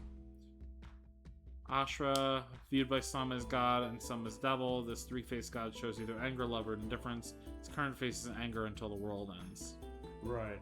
And you see all the There's six there. indifference. That's indifference. That's gotta be love, and then there's anger. Oh, yeah, you're right. There's anger. That's a cool design. Yeah, I love it. The way the gold goes and also the crystal at the bottom. Mm-hmm. And it changes colors. Yeah. Blue to red to purple. Kukunochi, giant fungus possessed by an evil spirit. At some point, it became fused with the tree god, Kukunochi, creating a being of overwhelming power. Alright, and so we'll also look at 116 next. Okay, so let's take a look at number 116. 116. Get there. Alright, so yeah, the editing of this is going to be interesting, but it's a case where basically I'll take the one video, I'll splice it in parts as far as that and put it together, but you'll see that, right? Rahabaki, ancient god native to Japan, still worshipped today by some. This wild spirited god is sometimes known to sometimes mate with mortal women. Oh. Oh, and it's also another finger spider. Yeah, like that one boss. Yeah, Yeah, there you go. I thought you hate spiders. it's a finger spider. But it's also the case we sometimes said the idea when you stylize something enough, maybe it's better. Yeah, finger spiders are fine. A finger spider. You like spinner rack? I like spinnerack. I like splitter. Yeah, I was gonna say, there you go. I knew where you were going. That and also I was gonna say like Nikki, because she's like, no monkey, but she's like, I'm not scared of Donkey Kong. Yeah. So in that case, like, okay, but that's the idea. 117, born from the dead and withered earth, this evil spirit resides in the mental realm and sneers at the purity of the harmonics or spirit. These were graveyard-specific enemies. So when we went for our level 3 fusions. So Mokos, Pripagala, born from water fouled with human flesh, this evil spirit resides in the mental realm and disturbs the ice-like calmness of the harmonics or spirit.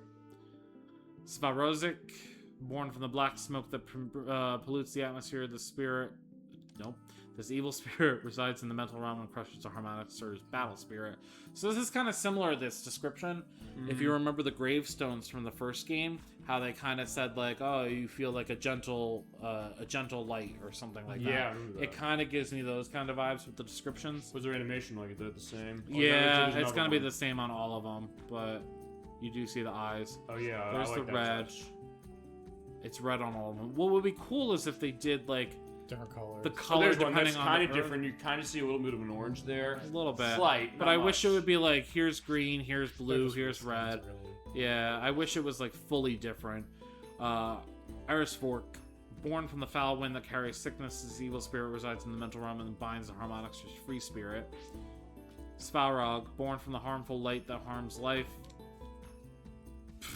Okay. This evil spirit resides in the mental realm and tramples the love within the harmonics or spirit. Yeah, it's still all the same. And then Velis. Oh, this That one one's has a little different wings. because of the wings. This one yeah. actually has wings, yay. Born from the unclean darkness that breeds ill will, this evil spirit resides in the mental realm and seals the harmonics with reason. Durgar, once a member of the Longbearded dwarf race. What the fuck? His hatred for humans has warped him into a cave-dwelling, sunlight-loathing creature. So basically, well, Gollum's not a dwarf though. No, he's a hobbit. I would.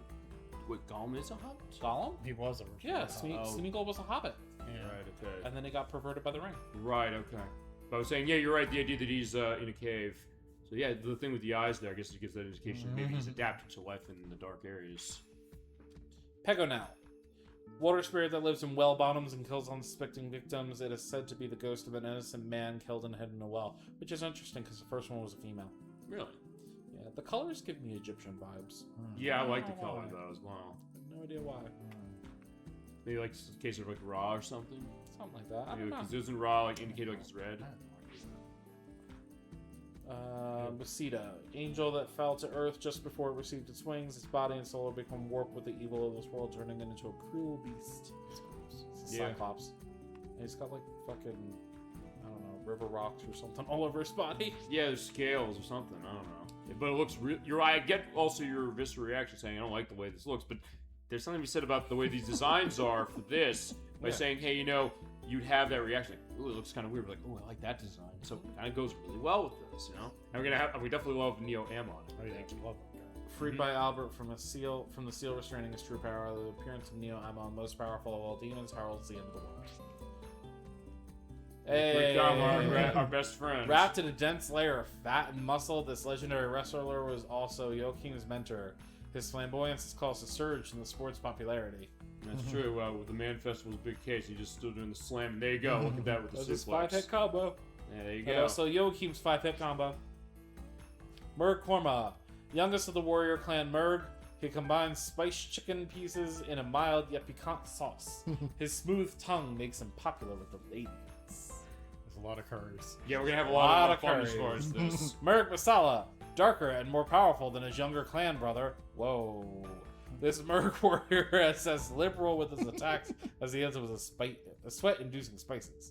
There you go, look at him. Are they clansmen? No, that's yeah. K, not a Wrong letter! Murg Mantras. Slow cooking is the secret behind this curry warrior's taste.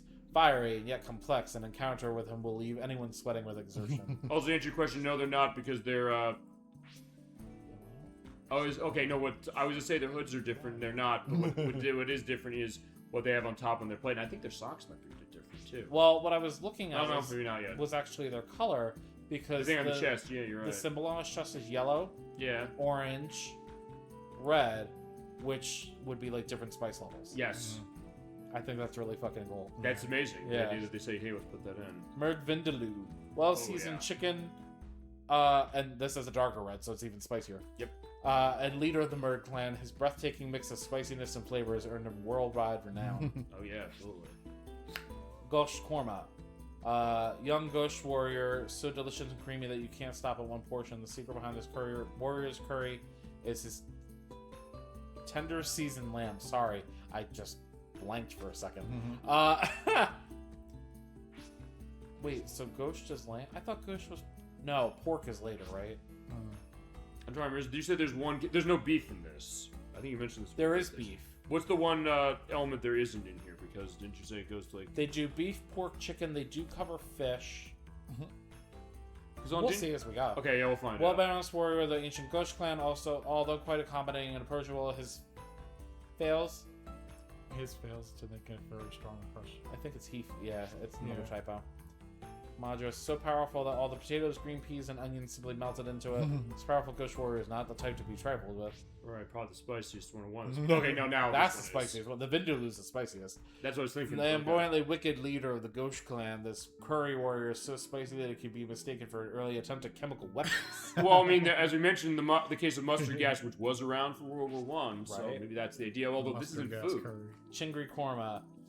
Healthy and packed with plenty of nutritious vegetables, this gentle curry warrior uses only the freshest prawns for his seafood curry. Yeah, you gotta So go fresh. Chingri must be seafood. I think so, yeah. Chingri Masala, highly disciplined warrior of the Chingri clan. His insistence on using only ingredients of the highest caliber make his curry a notch above average. Chingri Madras. This great Chingri leader even surprises Indians with his curry. This combination of tiger prawns and a fiery hot curry make for a memorable experience. I feel like they've gotten less sexy in the descriptions. This tragic figure lost his true love after he ate... Wow! She ate His shrimp true curry love and after died- she ate shrimp curry and died of food poisoning. Oh my gosh. God damn. Wow. Afterwards, he dedicated himself to creating the perfect curry. So if nothing else, it shows how much how strong his love is. Well, you're saying like, yeah, you know, not sexy anymore. It's like no, but it's Not sexy, but dark. dark, but also dedicated. Fish curry. In creating his own very own unique curry, this warrior drew his inspiration from classic French cuisine. A faint taste of red wine is still noticeable. So, are those symbols on their chest? Are they like readable kanji? Yeah, What does it say? I don't know those. Is it like It's kind of hard to see. I wasn't sure if I wasn't You sure can if you zoom could in, see it, maybe. if it's blurry or not. You can't zoom in. Yeah. I wanted to. Oh, well, the top one is fish. So that's like the purple one. That's like a kanji for fish. It just looks like 3 axes to me. I can kind of tell that's sakana. Okay. Just fish. Oh, what about the? I can't tell what those are. I figure that's a basic one, but it might still be too sweet. blurry. I can't. The top one is sweet. I don't So know. then maybe it does depict. It actually depicts the spiciness Yeah. levels. That's I cool. think so. Yeah, that makes sense. That's what I want to see. If you could actually see Yeah. any of them, because I was curious. Hash beef man. What Okay, about that? There you go. Is that like forest or something? As I say, they look I like think so, trees. Yeah, I think that's like forest or woods or something. Okay. This warrior dreamed of growing up to be a curry warrior. However, a tragic lack of access to spices forced him to turn into a tomato-based sauce. So, Maybe that's- pasta sauce. Yeah. Well, it depends on that. Hey, It's just Dry curry man. Having led a dry and uninteresting life up to this point, this 38-year-old curry warrior views the lives of his spicier curry cousins with great envy. yeah, poor guy. Curry prince. It's a pretty clear one, actually. Yeah, that's oh yeah, I think that means prince because I know the top one means king, the bottom one means child. So prince. Child king, Yeah, prince. perfect. That's really fucking cool. Yeah. Awesome. Prince of a country that exists only in his own mind. His goal is to spread the holy word of curry throughout the entire world. So let's say egg. That sounds like a kanji for egg. Okay. Chicken curry garnish. Does either of them say chicken? What? Does either of them say chicken? I can't tell what the top one is. Okay. Chicken curry garnished with a soft-boiled egg is the pride of the warrior's recipe book. Inexpensive and yet elegant, he is a finely balanced warrior. It's just cool, though. I like the fact that they have these kanji in here that you were able to translate for us, like, and the fact that they're real, like. I'm just not like 100% on all of them. Perfectly valid. I was just curious if you could read any There's of a them. lot. But it's also a case of, if nothing else, this play has shown the That's- contributions all three of us have just for Bottom everything. one I think you is know? fish. I don't know what the top one is. I can't tell. Poor man's curry. Having grown up poor, this warrior is rather tight-fisted with his use of ingredients. Some call him stingy, but he sees thriftiness as a virtue. I can't read that. I don't know what that says. It's also bright white. Yeah. In search of the perfect combination of curry, white rice, and pickles. I don't know if that sounds good or bad. This warrior has literally traveled the world. Will he ever find it? The perfect curry warrior, he has melded the ancient arts of yoga and curry. Having attained enlightenment, he wishes only to pass it to others. There you go with that.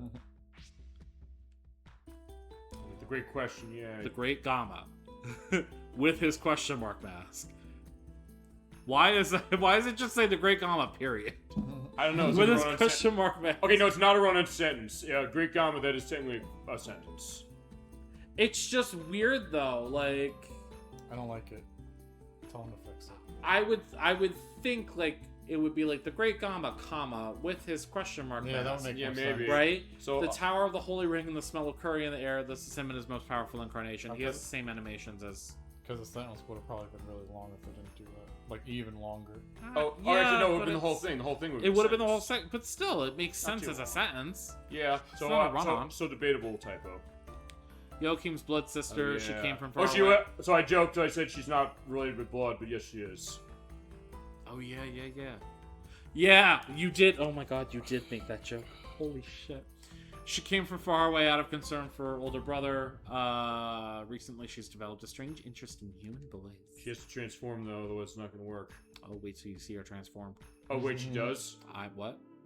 Okay, I'll hopefully forget that by a couple of years from now when we do Showers of the New I World. don't remember it. 3 Tanuki stuffed animals filled with thousands of. Oh God! What? No, they were so cute. They don't They were make so it cute. This is what I mean about the flavor text, though. They always add something weird. Filled with thousands of squirming maggots, they move along with the wriggling of their wormy inhabitants. So What they're about moving- their animations? Same it's as the duck ducks. toy, Oh, the Yeah, duck it's toy, the okay. ducks. Just a which a reskin. nice reskin though. Yeah, it's only really the animations you can It tell looks that. completely Oh, different. you! Lion toy made out of 100% tin. Once a very popular toy with human children, they rebelled against humanity, leaving thousands of grieving parents. So it's a deadly toy that killed children. Which makes The only sense. thing you can kill it with is Joaquin. Hit triangle on that. I'm curious. Then what's the data? Same as triangle. You said 10 HP. There you go. Yeah, Just yeah. remember. no effect. Everything. Is that literally everything? Pretty much. Yeah. That's I mean, like- the fact that they're listing poison, It's like deadly the metal, poison, It's like the stupid metal thing- slime of Shadow Hearts. I mean, he's made out of metal. Yeah. No, slime is Dragon Quest. Yeah. Okay. I feel like he would be very sharp because, like, tin, when you cut it, it's like got really sharp edges. Yeah. Maybe that's the idea there too. Guardian. This artificially created life form was first built to protect houses and shrines and is closely related to the golem of Jewish legend. Okay. Also true. Odoroshi, I always thought he was cool looking. He is. This strange creature sprung to life from a scroll painted by an impoverished sage using his own hair as paintbrush I wonder if Ooh. it's like and his own blood as ink. it's like Omokane from like Shin Megami Tensei and Persona. It's like a big brain with like tentacles and stuff. Okay. So I wonder if it's I related. think I know which one you're talking Yeah. about. Wyra. Low-level mountain god, a benign guardian. If properly worshipped, he may cause wildfires or burn Oh. down villages if aroused to anger. I love it. The eyes. Yeah, it's nice. Dog guardian, built by humans and imbued with an evil spirit, is extremely loyal to its master. However, when its master dies, it transforms into a murderous beast. And then you stone it. And then you stop. And then he's doing it. There you go. Wait. Oh, okay, yeah. First of all, before we talk this, I like how the view of Hotoke Garan here looks a lot almost like, kind of like a CRT filter over it a little bit. Kind of like Static. more natural case looks like static ethereal. But Take a sip. you're right. Always stay hydrated when it comes to the show. Garan energized with the power of the 5th level Hotoke. Despite being half transparent, he's easily recognizable by his characteristically creepy voice, which I can somehow do perfectly. And I didn't disappoint, apparently. Thank you. Fucking bravo. There you go. Probably both of you as well for everything that's gone with the Who show. did his voice? Or in you do. English? Yeah, did you write down who did Garon's voice? I thought you had notes on Yeah, it. let's give an indication. So I did not voice him. It's like when Despite what you may think. well, I said that we did Mega Man 7 because remember when that game starts, you have the sound effect of Wily being broken out of prison. It goes. That's literally the sound effect from the game. I didn't actually do that, but as far as Garan, he's voiced by the same person as Dr. Hojo. He was Terrence Stone. Just to go, I'll may as well reiterate this. Do you? Was he in Suikoden and Xena Saga? Yeah, do you remember? Might have been, I don't remember. But I know he's Mayuri for Bleach. Okay. Yeah, he was a lot of people in Bleach. You're right. Mayuri, Yoruichi, and The cat Yorichi, yeah. Ajuchas as well. He's also Sir Finley Margleton in Hearthstone Heroes of Warcraft. He was Draine in World of Warcraft specifically. He was also Trevor Belmont in Castlevania Curse of Darkness for PS2 and Xbox. Nice. And he's the voice of the 10,000 Volt Ghost from Scooby-Doo 2 Monsters Unleashed. And he was also in Kessen 2. He was in an adult anime called Mario Go, and he's all-star in Ease 2, Castle Heavens. And he was in Chaplin as a bit part as reporter. The movie from 1992 with Robert Downey Jr. Bailey. Reskin of Gregor and the Roach Queen, dating back to over 3 That's million what you years said. ago. Huh? Go. Through as mankind's greatest enemy, millions can easily live in the smallest crevices of the kitchen or bath. Yeah, you were That's where you saying get the nightmare ability, right? Yes. that is a nightmare when you see those things in kitchen or bath. Like, oh no. I hate it when that happens. I hate when I have millions of roaches in my house. What? Torso, the spirit of children that were never born into this world, raised without love or wisdom. Their only emotion is a primitive sort This is of from the cruelty. dollhouse. This is from the Dollhouse, and this is a reskin of the Doma Boy. Right. That was a smart redesign, I guess. Looking kind of like, I guess, a young girl. But Yeah, make us twisted. bald. Yep. Demon Lord of all Ball. Demon Lord of all negative human emotions. His power takes root in the human soul of man and bears the dark fruit of greed, paranoia, and hatred. The wings are cool. Yeah. They're like webbing. Yeah, you kind of see that more when it kind of spreads out on the Yeah. back. It almost looks kind of translucent there. I like that. It's like a fishnet. Yeah. Or not a fishnet. but Here's like a Beatrice sheer. talking to yeah. her. Yeah. Even while spirit disguises a cute young girl, when her energy is running low, the lower half of her body transforms into that of hideous moth. You mean it's not already? Also, she looks maybe darker and more menacing than the other one that's like this. But also the idea like hideous moth, so there you go. I just like that they named the characters after, like, the monsters, like, after girls. Sure, yeah. Because the other one was Catherine, now you have Beatrice. Yep. And this was in Lucia's, The forest. Yeah. Yep. Golden Beetle, called the Spirit of the Forest, this great golden beetle camouflages paths with weed balls. And preys on confused travelers. So yeah, this is like a takeoff on the dung beetle we saw earlier, but in this case, no, it's like a weed kind of It's like a thing. flowers lit. Huh? He's getting lit. Getting lit. 420 blaze it. Penangolin. Penangolin? I don't know. It's just weird that there's Penangolin. I don't like that there's two G's next to one another. I don't like it either. Forest-dwelling bug monster. Although it feeds primarily on tree sap and flower nectar, it occasionally feeds on human flesh and blood as well. What doesn't fucking feed on human flesh and blood? You gotta eat humans. Like, Jesus. It's also as close as we're getting again to something that doesn't have an official game, that being Little Shop of Horrors, Remember Audrey 2. We keep coming up with that, but the only game that has an element to that is Dance on Broadway, which is on the Wii and the PS3. But I know I'd have to mute that. It's next to the music. Feed me. That's really good. Feed me. Yeah, somebody make a game based on that, please. Feed me some more. Feed me all night long. That is amazing. Somebody, if anybody's gonna make a game based on Little Shop of Horrors, please hire CrochetNerd64. That's more stuff for Yeah. Saturday. Oh, Yes. I love that movie so much. I do too. Demonic prison. Gap. Whatever. Fall into it. Yes!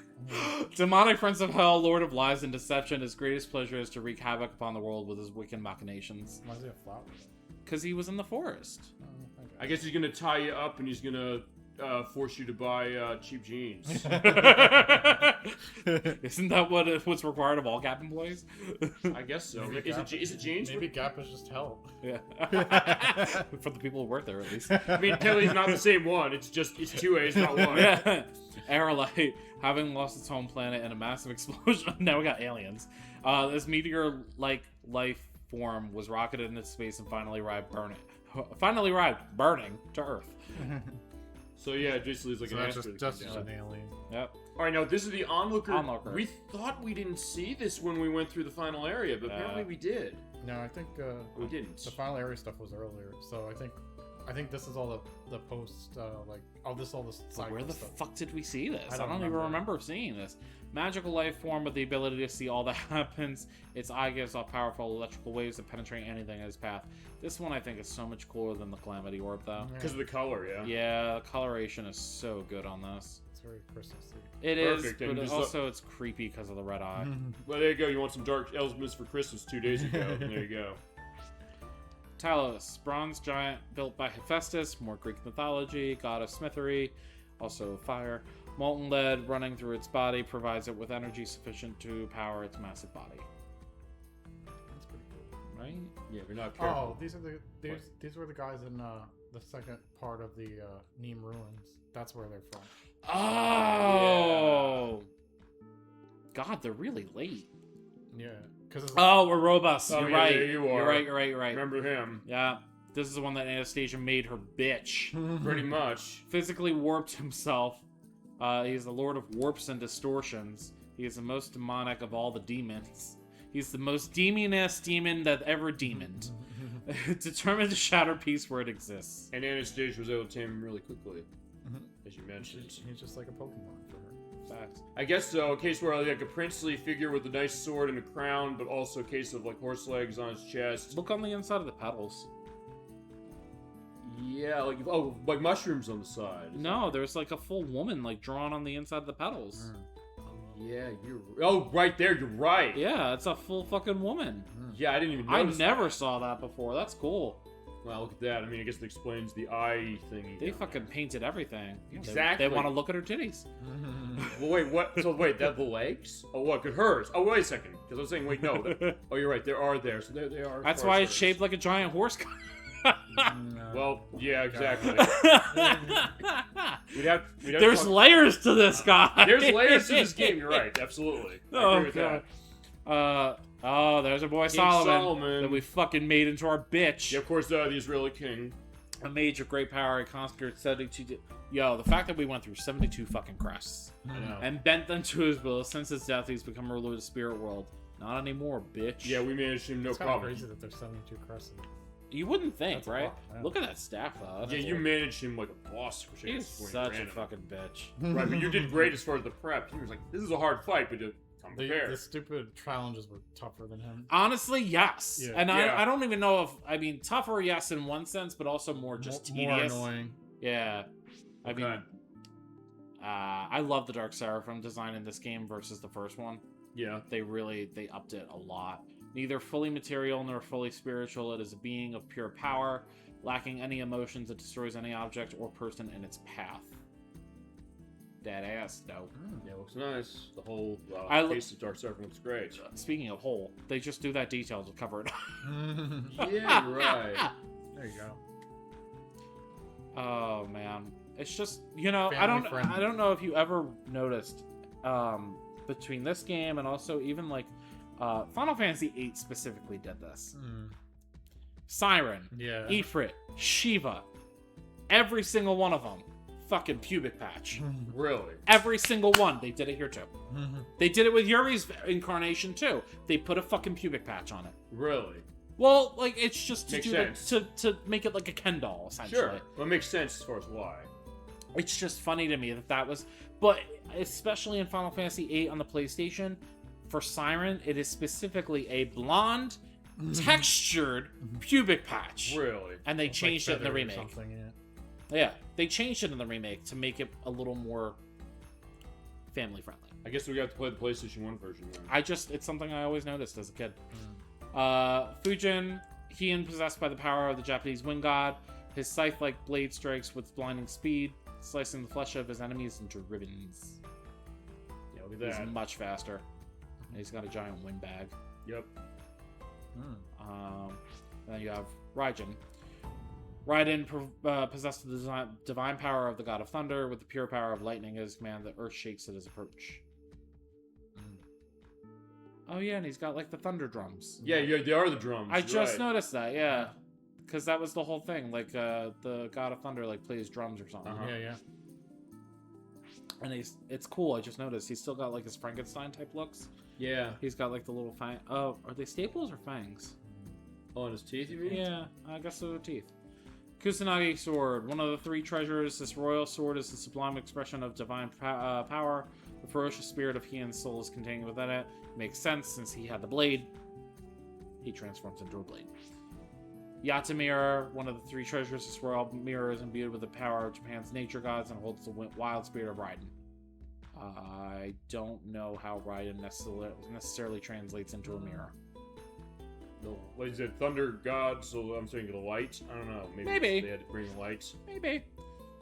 Yasakani Gem, my bad. One of the three treasures, though none has ever witnessed it. Legends say that this royal jewel holds the power of life and death. It holds Oka's soul. Actually, that's a detail I don't think we got in the story. fully tracks. No. But I like that in that case we read that because you're right. If nothing else, it explains why did Kato do what he did.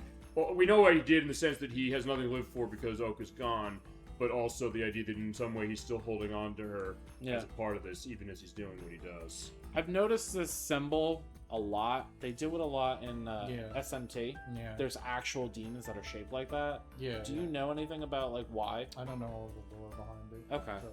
But it is like the teardrop shape is like Yeah, a common figure I've seen in like mythology. Yeah, we can talk about that when we start previewing Persona 3 next year. That technically is a Shin Megami Tensei game, isn't it? Yes. That's actually what popularized the rest of the Shin Megami Tensei games, really. Yeah, well, that Nocturne from 2004, which True. came right around this time this did. But here's the final boss. Most powerful of the ancient Japanese Aramatama gods. I don't know what that is. He was resurrected by Kato's nihilistic spirit. His fury threatens to bring the earth to utter ruin. Thanks to Yuri, that did not happen. And he's also in his lotus pose Yeah, inside a giant lotus. Again, the attention to detail is immaculate. Yeah. So That's those are all the last one. monsters. But also we have characters. We have characters. All our friends the real friends we met along the way. We did get a lot of great people and a lot of great figures. We're gonna remember. Starting with forever. General Hyman. All right, there you go. He was the He's general. Like useless. Huh? He's like useless. He Well, was he's- voiced by Richard Epcar. There you go. So that's worthwhile. It's basically explaining the idea of, I guess, what we're doing. Because remember, he is the commander of the Luxembourg forces of the German army. Yep, and he ordered Karen Squadron to investigate the demon Don Remy, Yuri, impeding their invasion force. Does he have an action? Yes. That's even better. Does he have multiple? That was the best reaction ever. He's like, come on. Okay, so in that case, no, he doesn't. Yes. All right, yes. but there you yes. go. Yes, and come on. Okay. I like that they do the portraits too. Yeah. For the ones who have them. Because remember, we said we. The ring spirit. Oh yeah. Soul- you got to do this one. This is the ring spirit Soul of the voice. Judgment Ring that controls all fortune can appear at any time and gives ring power up items. Its true form is a mystery. Yeah, going back to what you said about the art again, because remember, I said when I was looking at the notes on this one before we started, or when we started, they said that they wanted to make the 3D models as close to 2D art as possible, and he was like, how? So the fact that they're showing on this list here what the 2D art looks like, along with how they represent it, really, I think, reflects just how on point they went. You think that would be impossible to do? It would be like taking hand-drawn case and then replicating 3D. How do you make it look the same? It's not gonna, but they really came as close as they could, I think, and it looks great both ways. What's interesting to me is, and this is, this whole thing has been a blur, because we've been doing this since February, but I don't remember when talking to the Ring Soul, him actually ever having a portrait that displays. No. He doesn't, right? No. Yeah, you're right. So I think it's really cool that you do get this little bit of insight by coming into the screen. Yeah, there you go. So a reason to kind of come in here and savor this. Because a lot of the NPCs, even though they talk, not everyone necessarily gets a portrait. So if they do that here, I'm like, that's a nice additional attention to detail, like we've been saying for the whole thing. Yep. So, here's Nikolai Conrad. Nikolai. Disguised as an exorcist from the Vatican, he's actually a knight priest sent by a secret society to destroy the Don Remy demon. Cursed Yuri with the mistletoe relic. Yes, he did. Yes. Yeah, again. Say yes. What, me? I didn't do anything. Yeah, wrong. right? I just want, Asteroid Nikolai. He's, possessed. What's up? I literally just combined the names. I called him Asteroid. Oh, there you go. I mean, that works. I was like, I don't know. I read it as one big word. Nikolai possessed by the soul of the fallen angel Astaroth. After failing to defeat Yuri and win Karen's love, he's the incarnation of sadness and malice. See, it's interesting. His attempts to win Karen's love, for the most part, are kind of muted, with a couple exceptions. Like, only a couple. You see it more in the director's cut. Maybe. I mean, I don't know if you've seen, like, they do that. I guess they did. I think they said they did. Yeah, they straight up, there was a whole big, like, plot line for it, and they Yeah. just took it out. Oh, yeah. Or fine, they added it later. Oh, here's Lenny again. Oh, actually, right here. It's a different description, too. Huge warrior that and helps, leader. yeah. Yeah. Leader of the secret society's assassin group, Steel Claws. He highly praised by his spirits for hard work and devotion to the cause. True, he's a hard worker. Both as far as that, but also off grid as well. I love his portrait. Yep. It's so cool. Jean. Yeah, of course, there you go. Girl from Don Remy, Blanca's owner. Although killed by the society, she appears in Yuri's heart and becomes this guide to his own soul. Was her animation? There you go. Yes. Everyone likes it. Actually, wait, did the last one make yes? No. No, it looks like he's gonna get ready to flip us off. He's like thinking He goes, about it. that was a common animation. I'm thinking. I like that though. Yeah. So it goes to their personalities as well. There's Ernest, yeah, Dog this Man. dude. Yeah, you. Zoologist who lured Blanca to the wolf out. He treats his pet Tetsu just like his own grandson, but behind his glasses he hides sharp, calculating eyes. Yep. Yes. Actually, I don't think we saw. Did we see his portrait? Maybe we saw it once. Yeah. He had a portrait, yes. Yeah, yeah. Okay. Pierre Majame. Oh yeah, the brothers. Taylor, who travels the world with his twin brother Gerard. He sews dresses for Cornelia, and his dream is to one day market his own line of clothing. His little tee-hee-hee. Like Al Pshaw. They need to have him just turn around and shake his ass. Yeah. The don't one have that as an animation. animation. Yeah. Oh wait! Wait! Shit! I was kidding! How many times you said you will something to resistance or it's there already? There Yeah! you go. That has to Shake be- hands! Show me what you're working with! This has to be the thumbnail for this, I guess. Am I There right? you go. Oh, man. Maybe he does. We'll see if Probably Gerard does. Item seller who travels the world with his twin brother Pierre, an aggressive salesman who'll go anywhere, no matter how dangerous. Yeah, we know. In his beloved wagon. Yeah, And then he exactly. reset all the fucking puzzles for us to figure out. Okay, so now turn that ass around. Nah, please. wait, what's the third one? There we go. And 3. Oh, wait, is it a little different? I mean, he's just kind of sticking it out. Does he have a 4th? Nope. Yep, okay. He doesn't do that one, I guess. That's so funny, though. They'll both be part of the thumbnail, I think, Oh. unless you want something else. I think that's funny as hell. Oh, Veronica. Veronica does get an entry as Because of story. Yeah, magic warrior with the secret society. She uses her sex and her beauty as a weapon. That she does. She's an assassin of the highest caliber and is ordered to kill Yuri. She doesn't have her whip in her hand, you notice. What does she do animation-wise now? Shakes her titties. Just the laugh. Oh, yeah. Oh, she does. I right. told you! I actually wasn't kidding that time. She shakes her titties. See, it's funny the way that because she didn't with the enemy portrait of her, right? No, she did. They didn't move much. They didn't move at all, as far as that really. Okay, for Oh, character. she's got a third animation. There you go, God. Give us a kiss. Enjoying this? Well, I'm enjoying this very much because of seeing a character that we've come to know and appreciate. You know, the idea of villains you love to hate. You're like, we love seeing her. Like, I'm just remembering all the memories we had. I wish I could get more detail on that tattoo.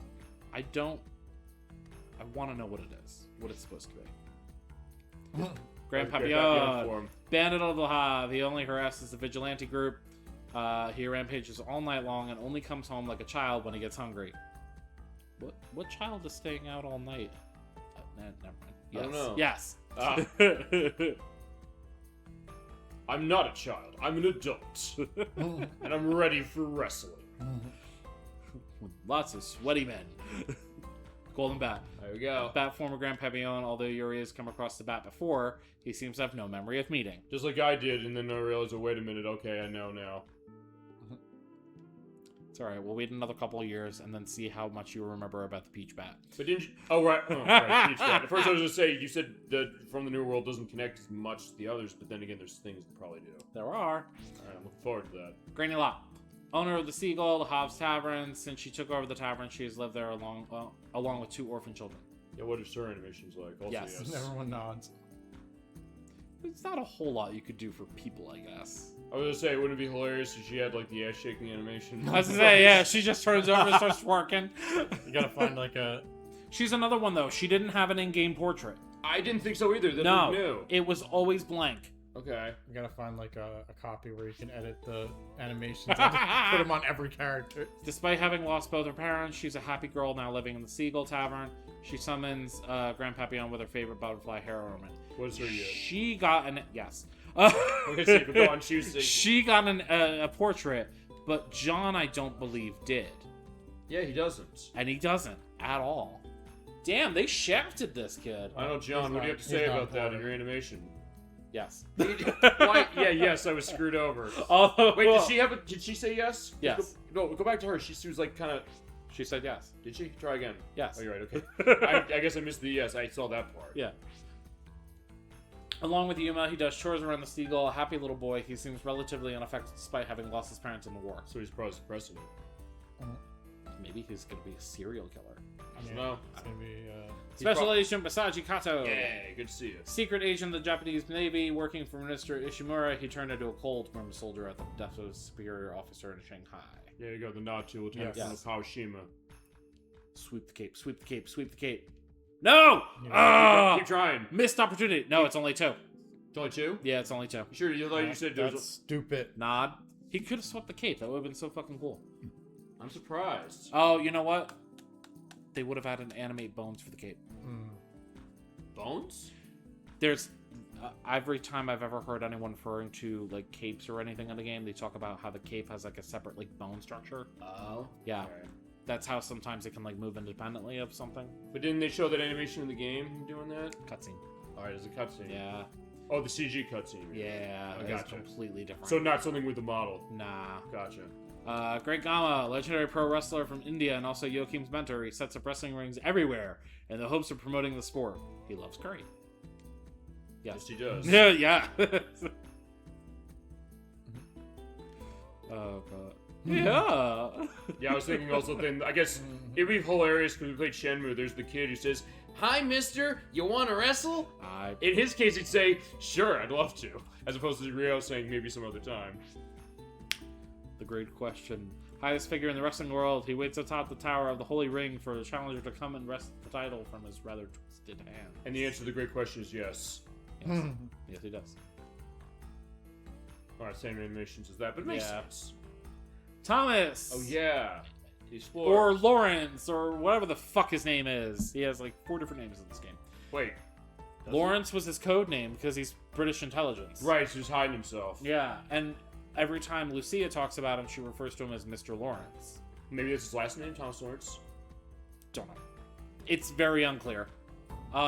Mystery man who showed up suddenly in Wales. He says that he's fighting against the secret society but has ulterior motives of some kind. Does he? Yeah, marry Lucia. I would say his action would say yes. There you go. I want your hand in marriage. There you go. Roger Bacon. It's Bacon! strange. I love how they refer to him forever as a strange creature. Living in Wales, although hard to imagine from his skeletal visage, he is a legendary and powerful magician. Does he do yes? We're going. Yep. I don't know. Is that yes? It's a lazy yes. Okay. Wait till you see him in Koudelka. Oh right, yeah. He I can't is wait. so different. So how far you played into Koudelka to see that? I haven't. I've seen the footage. I've watched some Let's Play. Okay. So I have seen the entire game, just not played it myself. Okay. But he looks so different. Okay, I'm gonna look forward to seeing that then. Carla! Once a Florentine beauty, she fell on hard times after her looks deserted her. She raised Lucia from a child and now runs a fortune-telling business. Yes. That's not getting old. No. It's pretty great. Oh, she has a third animation. Oh. Yeah, some of them do. That's her fortune-telling animation. Okay. Lucia, my girl. Fortune teller and exotic dancer living in Florence, although not the brightest, she has enraptured many men with her beauty, style, and charm. See, I'm gonna disagree with that a little bit. I'm gonna disagree with that a little bit. I think she did kind of figure some stuff out. She's smarter than they gave her credit for. I think so. And like, can you acknowledge that, please, Lucia? Yes. And what else do you have as far as animation? Shakes her titties. Oh, what, me? I'm an innocent girl. Yeah, right. Just for you. That's exactly what the fucking animation is too. Like, There you go. Love it. God damn. Well, that and also the thing with the fan, which doesn't have the fan up. There's Yeah. Alice, of course. Alice Elliott from the shit. first game. So what's up? I'm just curious why Alice is after Lucia. It's just the order's weird. The fact that Michelle Ruff voiced them both? I don't know if they did that. But at least they spelled her last name correctly here. Because it was 2 T's before, indicated It was wrongly. 1 L. Oh, 1 L. 1 L on the gravestone. Oh yeah. I'm gonna go ahead and say that was probably just a spacing issue. Heroine from previous adventure. During the battle with Albert, she sacrificed herself to save her lover's soul. Her cute exterior belies her strong will. Alright, what should she animate as? Not yes, for the first one at least. Oh, she's doing like the prayer of her move, isn't she? I was gonna say that's her arc cure animation, What about her other one?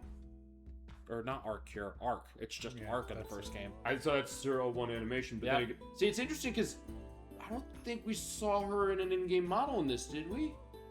Or if we did, we saw it maybe once. one Oh wait, we did. We saw it on the train. Which Yes, it's not all spoken. right. Also, it's worth pointing out actually. I think I'm going to mention this, but in the director's cut, that is actually a CG scene.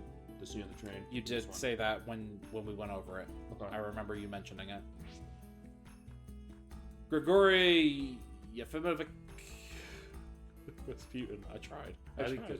Mad monk originally from Siberia, he has used his magic to gain influence inside the Russian royal family. His ultimate goal is to conquer all of Europe. Does he? Yes. I don't know. He does like the rich Uncle Pennybags thing from Monopoly when he puts his hands out when he's like pay the poor tax. Right? He's such an interesting figure in history, though. Yeah. They killed him like 4 fucking times and he didn't die. Here he is, Asmodeus Rasputin. It is. Rasputin, after having been taken over by Asmodeus with all of his humanity extinguished, he now kills merely for the pleasure of it. See, these are ones that never got portraits, and I think it's really cool to see the detail that they put Rasputin into himself, or all They No, never Asmodeus? gave him portraits in this form. It was all cutscene. Yeah. Okay. I don't know why they didn't use it. I don't know. It's a cool looking portrait, though. Prince Yusupov, Russian nobleman and captain of the Imperial Guard. Since the coming of Rasputin, he has become worried about the fate of the Empire. Is he worried about the fate? Where is he? Yes. Where does he actually show up? I don't remember. I know they mention his name. I do not remember where he shows up. It was when we were in Russia, yes, but I'm trying to think of, was it when the ballroom was happening? Probably. Yeah. Maybe one of the attendants mentioned him. Mm-hmm. Grand Duke Dmitri, Russian nobleman and confidant of Anastasia, although he opposes Rasputin, he has recently become somewhat removed from politics. Which we saw, as I mentioned, when it came to the dance they had. Yes. And he's gonna say yes. Or he's like, no, He shall I said have yes. this dance? He said yes. Okay, I missed the yes. So Yes. yeah, shall I have this dance? Oh, What's Alexei. Alexei doing the weird fucking Majime moves? Uh-huh. Next in line for the throne of Russia, though born with a rare blood disease, he's a bright and charming boy who's very close to his big sister. I don't know that much about the Romanov dynasty, and if there was actually a brother involved. I think there was. I think I did an edit on the part and indicated. Gotcha. I think it was hemophilia was the thought as far as what it was. I was about to ask you, did he actually have a blood disease? He did. I remember I went into something when we edited that part. Perfect. I mean, it's not exactly the same, yes, but it is something that does kind of go. Historical A lot. closeness is fine. But it's interesting the way it goes. You're right. The idea of saying, okay, we're going to change this. You mentioned with God of War, saying, hey, God of War plays around with the Greek mythology in a way that's maybe a distraction or kind of like, I don't like this. But a game like this where, okay, it's maybe not going to be 100%. It's a case of how does it twist it around to fit what it's doing, but also how does it really get people interested in that subject? I mean, God of War got people interested in its way, but then this one's saying, hey, wait a second, this actually is not far off. We're really digging underneath the layers. Yeah. Which is interesting to think about. I like that. Empress Alexandra, rightfully so, she's fire. She gives off fire the entire fucking time we deal with her. Yeah, I know you hate her. Empress of Russia, she warms up towards the end, but Sure, but I she know. definitely is Fitting. Yeah. Empress of Russia and granddaughter of Queen Victoria of England. Okay. Although kindly by nature, her son's long illness has left her sad and embittered. Embittered, apparently. That fits. She yeses. What me yes? I am. But that's it.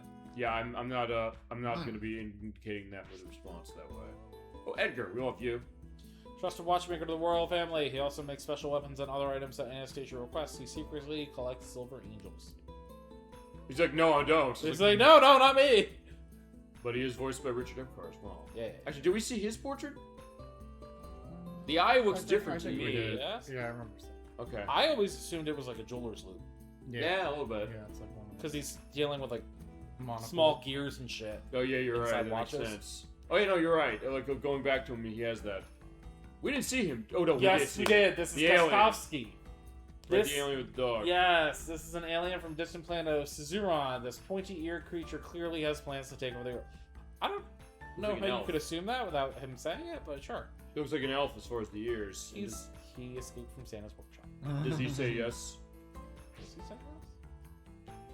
Yes. Okay, there you go. He gives you a double yes. This bitch. Oh yeah, I know you don't like her. Woman from the Garmaray Valley claims to have been King Solomon's maid. Strangely, she summons people to another world where they fight various monsters. Although Sarah didn't say to us, "Oh, you have to do it." We just did it. But Yes. Yes. But you enjoyed your time, didn't you? Yeah, we did. Jovis. Yep.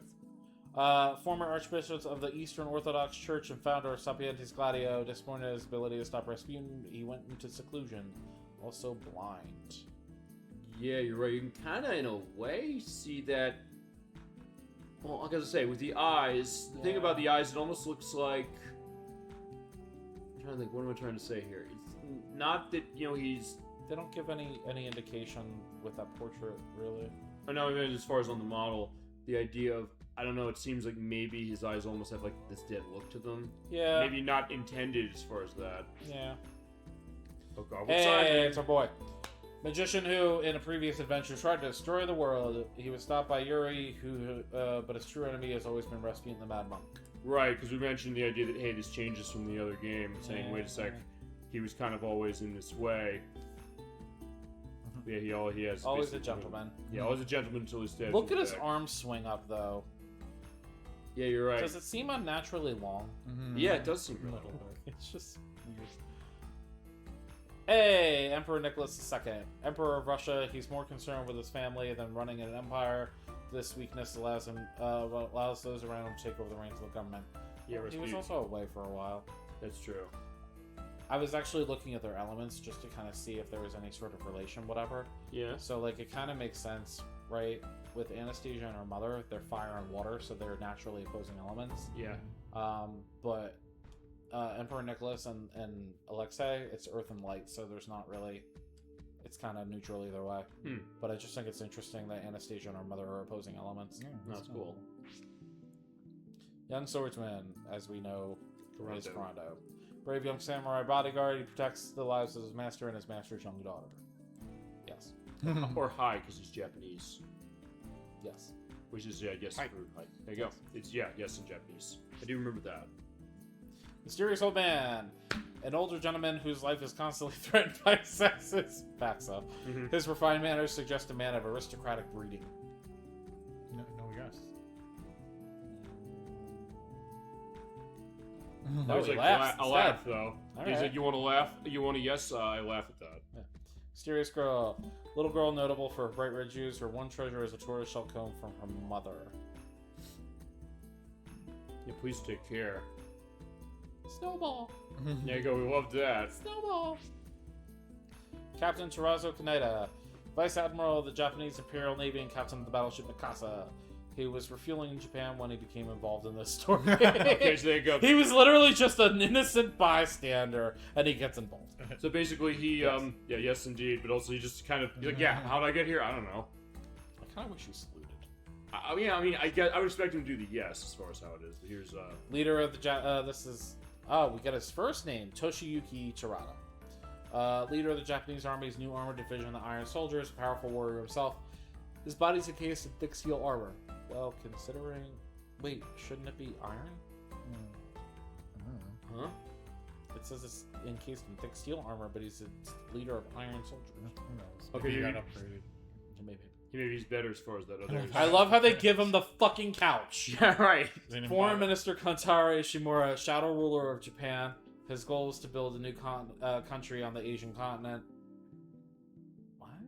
But his health has forced him to proceed more quickly than planned. What's his animations like? He's another yes. one. He never gets a portrait in the game. Yeah. Yeah, I did look new. What's his animation? He's like, okay, I'm trying to reach up. It's like, yeah, he is sickly. Yeah, well. So I can't really say yes. Well, to be fair, you never see an in-game model of him.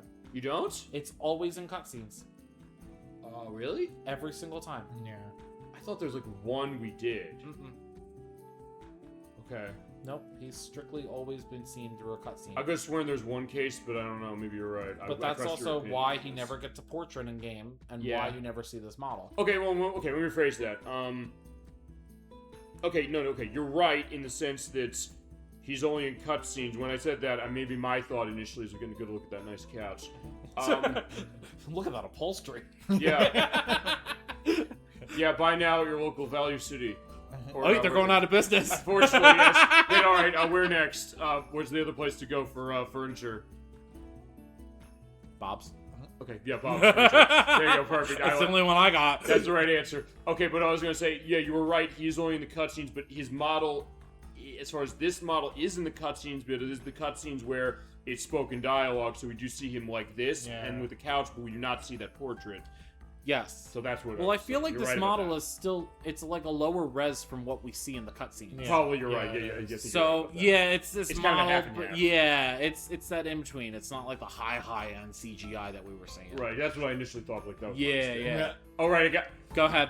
Garm the Oracle. Oracle working secretly for Ishimura. He's the 18th in direct succession of from Seimei Abe, powerful mage. He was quite handsome in his youth, but I don't like the use of face painting. And I want that cushion even more than the other one.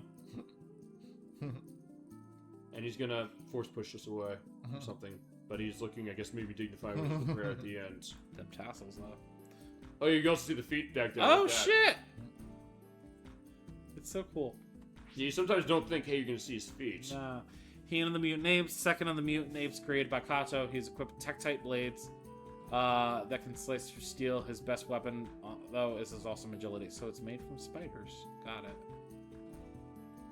Oh, is that what Tektite is? No, I'm making a joke because Zelda spiders are Tektites. But yeah, he's just ready for action. Spider crabs, whatever the fuck you want to call them. Oh, yeah, that's what you mean. Raiden of the Mutant Apes. First of the Mutant Apes to be created by Kato. He has a huge battery mounted on his body and wields fearsome electrical power. He's a deeply loyal person, which we did see through the story. And you can kind of tell he was the first. Yep, a little bit. Yeah, so you can see we have Earth and Wind, which makes sense. Yep. And for Oka, of course. Light. Yeah, Which makes sense. also matched, I think, Kawashima in the first game. I believe so, yes. Yeah. Oka the Mutant Apes, last of the Mutant Apes to be made by Kato. She has no machine parts, but is herself a living weapon. She was created using genes from Yoshiko Kawashima. Yep. And we do see the portraits in game, I believe. What's her animation? Yes. No, the hand. Well, she's offering it off. Talk to the hand. But he's like, yeah, and I'm And ready then to fight fight. stance. Hojo! Head of weapons development for the Japanese Imperial Army. With his head deeply buried in his research, he has no interest in political realities. And he said that in the story exactly, saying, I just want to Another Hojo. Yeah, for Another real. Dr. Hojo. Right. Yeah, I thought that was interesting. Yeah, I think we sort of brought that up, but you're right. In that case, A different one. yeah, indeed. Your dad. Captain Jim Pachiro Hyuga, a lieutenant commander with the Japanese Navy in 1893. He was sent to Asia on a top secret mission along with his Russian wife and 3-year-old son. Mm-hmm. Actually, he's doing like the Shadow the Hedgehog pose, to remember it is Kirk Bailey who's... No, that's not Kirk Bailey. It's, what's the name of him? Kirk Bailey was, it was, Kirk Thorne. Oh, he's Kirk, so Kirk Thorne. As I said, you were in the ballpark.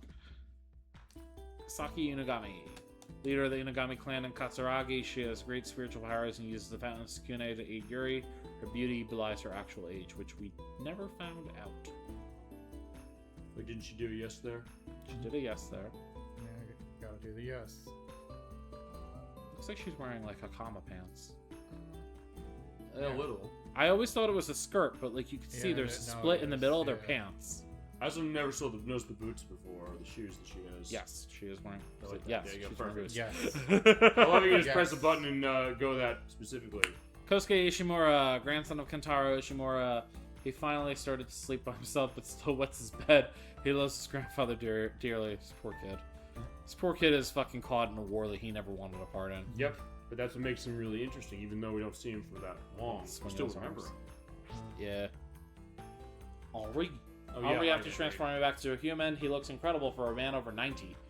He wants to spend his final days studying entomology. So Bugs. Bugs.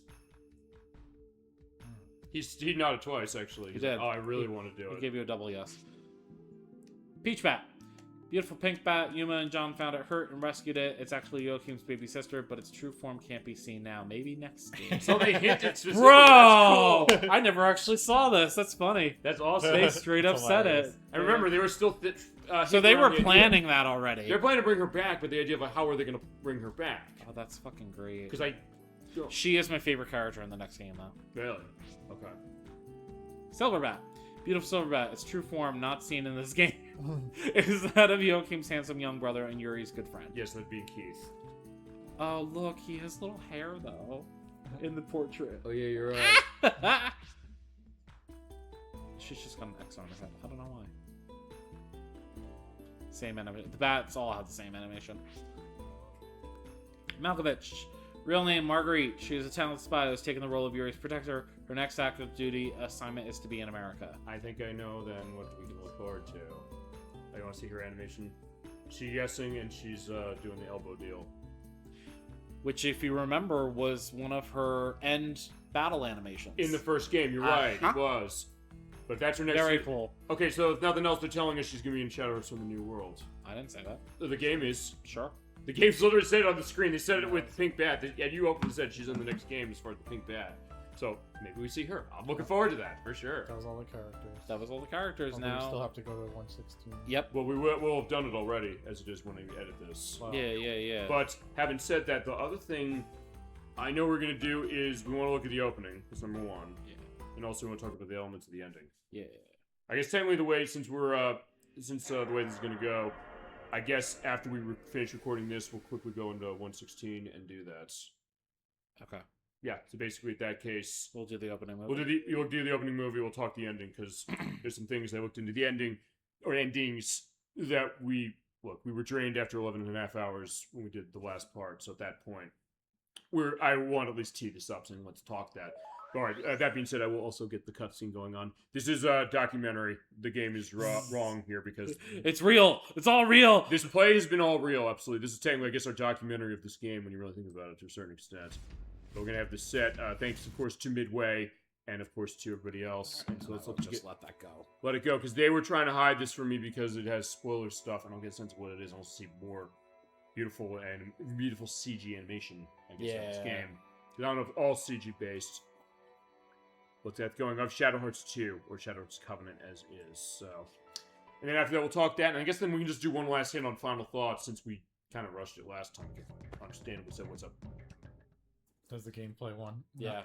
Is it random which one it pulls, or is it pull before the title screen? I think it just cycles through. Yeah, just like. Or I think it's like gameplay, then it will do the actual movie, and then it's another gameplay if you let it wait again. Okay, gotcha. All right. And is it also we'll talk final thoughts as well because as I said we kind of were running such a long show. I want to give you at least one more ability to kind of talk the game as is. Another gameplay. Yep. I think there's only 2 gameplay ones, and then there's the movie. Okay. So we'll see. We'll see if I'm right. I don't know. I guess if we do see this again, I don't know if any of you want to go into more final thoughts than what you mentioned last time, because this will be our last look at this game before we come back to Super mega Koudelka. bonus video. That's going to be our play Koudelka next year. That's because you're going to be doing that, yes? Mm-hmm. CrochetNerd64, that's yours. Oh, there's a I third. lied. There's 3. All right, we're going to see how many There's there at are. least 3. Yeah, if you want to go, I guess whilst we're doing this, you want to go into more to final thoughts, final sell in this game. We'll get to The next game season. sells itself. If Mhm. Listen, if people aren't sold on the game already after almost a year, True. then we didn't do it justice. Yeah, we Sure. didn't do it But justice. I think We did do it justice. Yeah, I think agree we with did. that. And I had such a great time as far as running this game as it is. 4. We're finding out more about this game, so if nothing else, you get a sense. Learning so many things. Exactly. So, I mean, if nothing else, I'll say, unless Cazim22, you have other final thoughts you want to go into specifically. this we didn't game. cover. I love what I'm saying in this game. I want to play this, as is the case. New review in. Cazim22 loves this game. That's good. There you go. But that's a Great great thing game. to say. You're right. It's a great game. It's got a lot of values to it. I think I'll say this. I'm Make, probably gonna. make a 4th game. Come on. That'd be a 5th game technically. Oh my Oh no, a 6th game. There are a lot of gameplay. I didn't even know that there were this. You know what? I'm gonna let it sit. Fuck it. All right. So Because maybe that'll toss it to. That's so strict. I had no idea. okay, but of course, God, the demo, they really fucking chinced on giving Blanca fucking hit areas. yeah, we didn't also see much of our great dog as far as this I- part. But who we got in here? There we go. I'm actually surprised they don't put the, I thought they would, and maybe this was just a me thing, but I thought they were gonna put the wolfbound wolves in the Oh yeah, I character forgot screen. they're not in. I thought they did. I No, they're thought not. they were gonna be. Henri was the only one in there, and that was because he had a human form. Actually, also Blanca wasn't even in the character list. Neither was Geppetto or Cornelia. Well, no, they were, because they had their own bio screen in the status stuff. Did they? But so Yes. so did Lucia. She's in the character list. Because she was part of, like, Cause I don't know. You we make did the whole thing with the island, and it was like a third part. Like, you didn't know she was going to be a character. Maybe, I guess. Yeah, Kinda. I get like, it. The explanation's a little off. yeah maybe but- just leave it be here. Let the midway Oh, thing go. shit, sorry. Well, I don't know. Maybe that has to do because I think maybe it does it after it does the. Maybe this is why it's going through the animations. It has to go through the midway and a Rosé logo in order to have it happen. Maybe. I don't know. We'll see.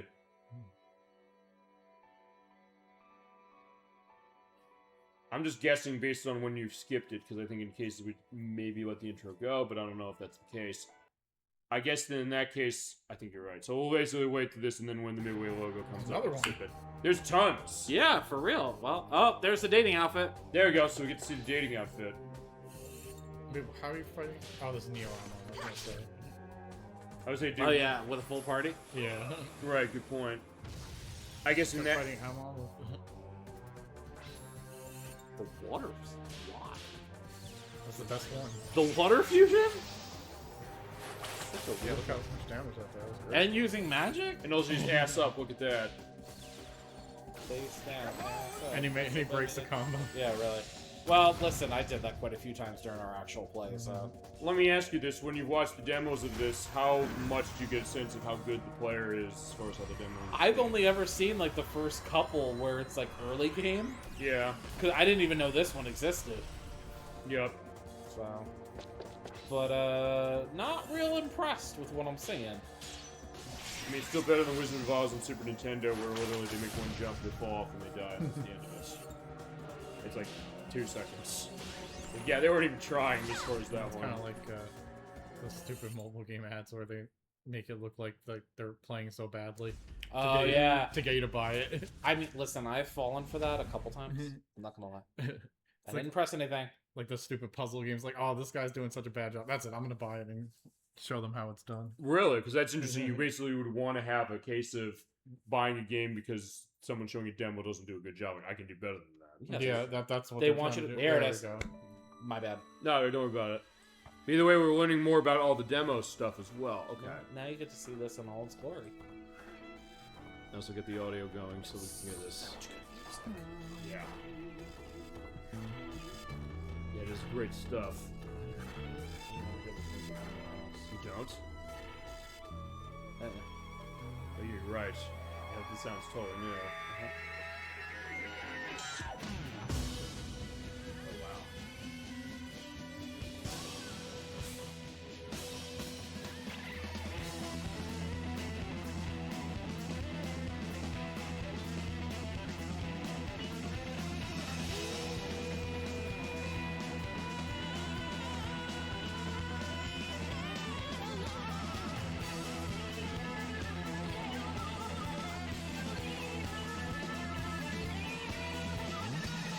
So you see why we couldn't have you watch it?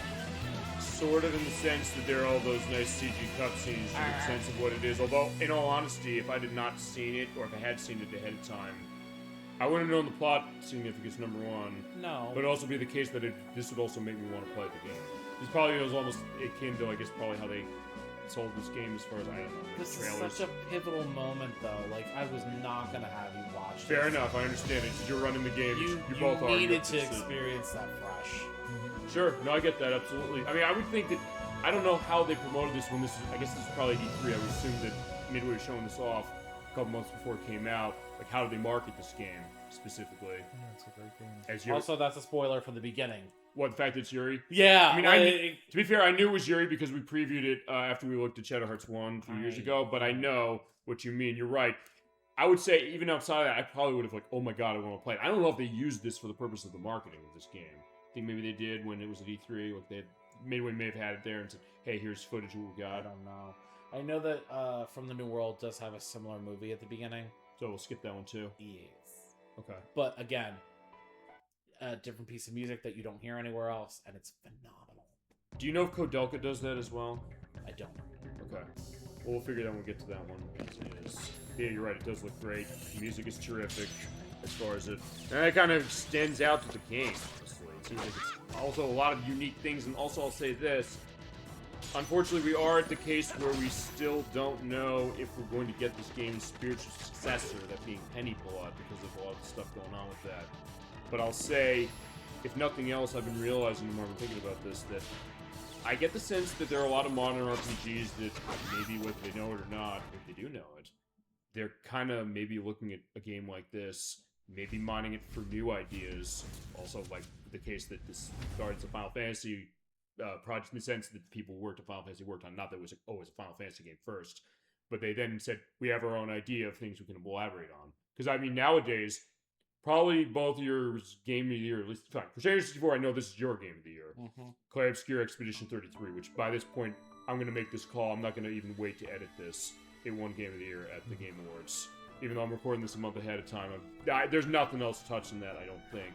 That's one of those out-of-nowhere sensations that is an original property, an original vision, that also has some similarities, actually a lot to this, I would say. So I'd say if you love Shadow Hearts, or Shadow Hearts Covenant here, and you haven't played that game, you will love it. But I also think this verse is true. Where if you're playing that now, you're loving it. It's one of the cases where I would suggest you go in the well and find a copy of this. I mean, most people who I feel like are fans of the series, I think they started with this game. With this one, because that was you, they right? backtracked. I'm gonna play the first one first. You played the first one first. Okay, I wasn't sure what that was because I know Play Koudelka. But I feel like this really sparked the fan base that exists for this. and it was the best selling of them all. I know Right. that fact. Well, it was also, I feel like the localization was a little bit better, and also the timing. Yes. Because as we know, the timing of Shadow Hearts 1 was terrible with the release of Final Fantasy X. Right. So it was a bit overshadowed, even though it was just as phenomenal. And for Koudelka, I don't know. We'll figure this when we do this next year, because that's the next game we're going to on this franchise. And CrochetNerd64, that's your next game, correct? Yeah, we're gonna show the start of Yuri's story. We're doing a prequel. Yep. So- but my thought is that I don't know if that's the case where not necessarily had bad timing either, because I don't know when in 2000 that game came out. Remember, Final Fantasy 9. I don't know if it was like right when Final Fantasy IX came out, but you're right. That was the year of that, the year of Chrono Cross, the year of Vagrant Story, as far as PlayStation 1 stuff. Ooh, big RPG names. And in Vagrant Story, that's tied to something specific as far as some franchise, from what I understand. Final Fantasy 12. Evil East games. Yeah, I was gonna say exactly. You ever do play Vagrant Story? Mhm. I've heard it's awesome, and I got it down on PS3 because they cost a lot of money. If The you're going on PS1 fucking, his name's Ashley. in that game. Yeah, the main character's name is Ashley. Yeah, I mean, I don't know. Maybe then, if that was a case of it, because also, to be fair, now thinking about this, Square had tons of stuff going that year. They also had Parasite Eve 2. They had Threads of Fate. I don't know if you ever played Threads of Fate. I've heard of it. That's another one as well. So I don't know. Maybe the thought was, did that find bad time? I don't know if necessarily that one didn't. Shadow Hearts from the New World, that was early 2006, which, okay, I guess maybe so, because it was like right before the Elder Scrolls 4 Oblivion came out. But then again, that was on a new system, so I don't know maybe what that was looking like. But Exceed then took over, because actually this is going to be our last look at Shadow Hearts from Midway. Midway published the first two, but Koudelka was published by Infogames, as it was. But SNK was kind of involved, and then Exceed made it from New World and published it. They also made a guide for it, which is what I used in the first playthrough, and I still somehow didn't fucking get anything. So No, I get that. I'm gonna have to follow a text guide and That or see you what I have got. that. I guess here's the other thing. When we get to Shadow Hearts from the New World, Kazim22, do you want to join us for that one? When do we get to it? It's gonna be a while Yeah, before I'll we get just to it. see. I mean, it's far off, so Sure, but I mean, and also I guess I'll ask then, Kazim22, what is your next game for the show going to be? probably Suikoden. Yep, that is we're going to be starting that. You said July tentatively. We'll figure that because we're coming into the new year very soon as far as when this uploading. So that's going to be that idea. And then the last thing I guess we'll go into is we talked stuff at the ending, because we saw last time we had two endings. The bad ending was that. Okay, let's talk about that. Or feel free if you want to pull out any specific music you want to talk over this with, or Just gotta go to Anything. the theater and go to the two. okay, that makes Not sense. necessarily plan, but just so. Right, because for the so There we for the bad ending, it was a case where Yuri went back. So wait, he explain how this went, because I know he goes towards Roger Bacon and he's lost his memory. Yes. It says that it's like he goes forward in time because it's the end of World War One, isn't it? Believe so. Okay, so he moves forward in time on that one. Karen's case is the case she goes back, Mm-hmm. so she lives And as far as that. meet Yuri's father. Meets Yuri's father. He sees the photo in her hand that's date marked Mhm. and has Yuri in it as a 3-year-old child. Yep. So essentially, it's assumed that he ends up getting together with Karen, marrying her, but because she goes by the name Anne, because of the papers that were given to her, or signed rather, while she was in Japan, that give her the name Anne, that's kind of the moniker she assumes. Okay. So, Okay, and from what I understand, based on an interview that I had linked last time, I'll have a link this time. It was with Matsudo Machida, who directed this game, and also Miyako Kato, who I believe who did the art direction or the art design on this game. We're talking about the ending of which one's the canonical one, because we were saying, hey, they're bad ending usually as far as this, but as it turns out, the good ending apparently is the canonical one. So he's saying, although it's also a question of how much is it, and I want to get your thoughts on this, because in the good ending, what CrochetNerd64 said about Karen happening, that remains the same. Mm-hmm. What happens is that Yuri allows himself to be overtaken by the mistletoe. Is that because I know that's one he difference? Gets spiked through his heart, essentially soul, whatever. Which he doesn't in the bad ending. The way fades away in the bad ending. He fades away in the bad ending, yes. Which it's such a weird thing to me. But anyway, no, go ahead. We'll get into that in a second. Okay. We'll go with the good ending first, and we'll talk about that. So he gets the spire through his heart, and then it essentially the whole point of that whole scene is just they want to go to the what their happiest times would be. So Anastasia and Koudelka, they end up together. That's where they're happiest. Lucia's living on that island in the Adriatic Sea with Carla and presumably with Lawrence, since they're now married at that point. So everyone's kind of gone to their happiest moments. In the case of Yuri, his happiest moment was adventuring with Alice in 1913.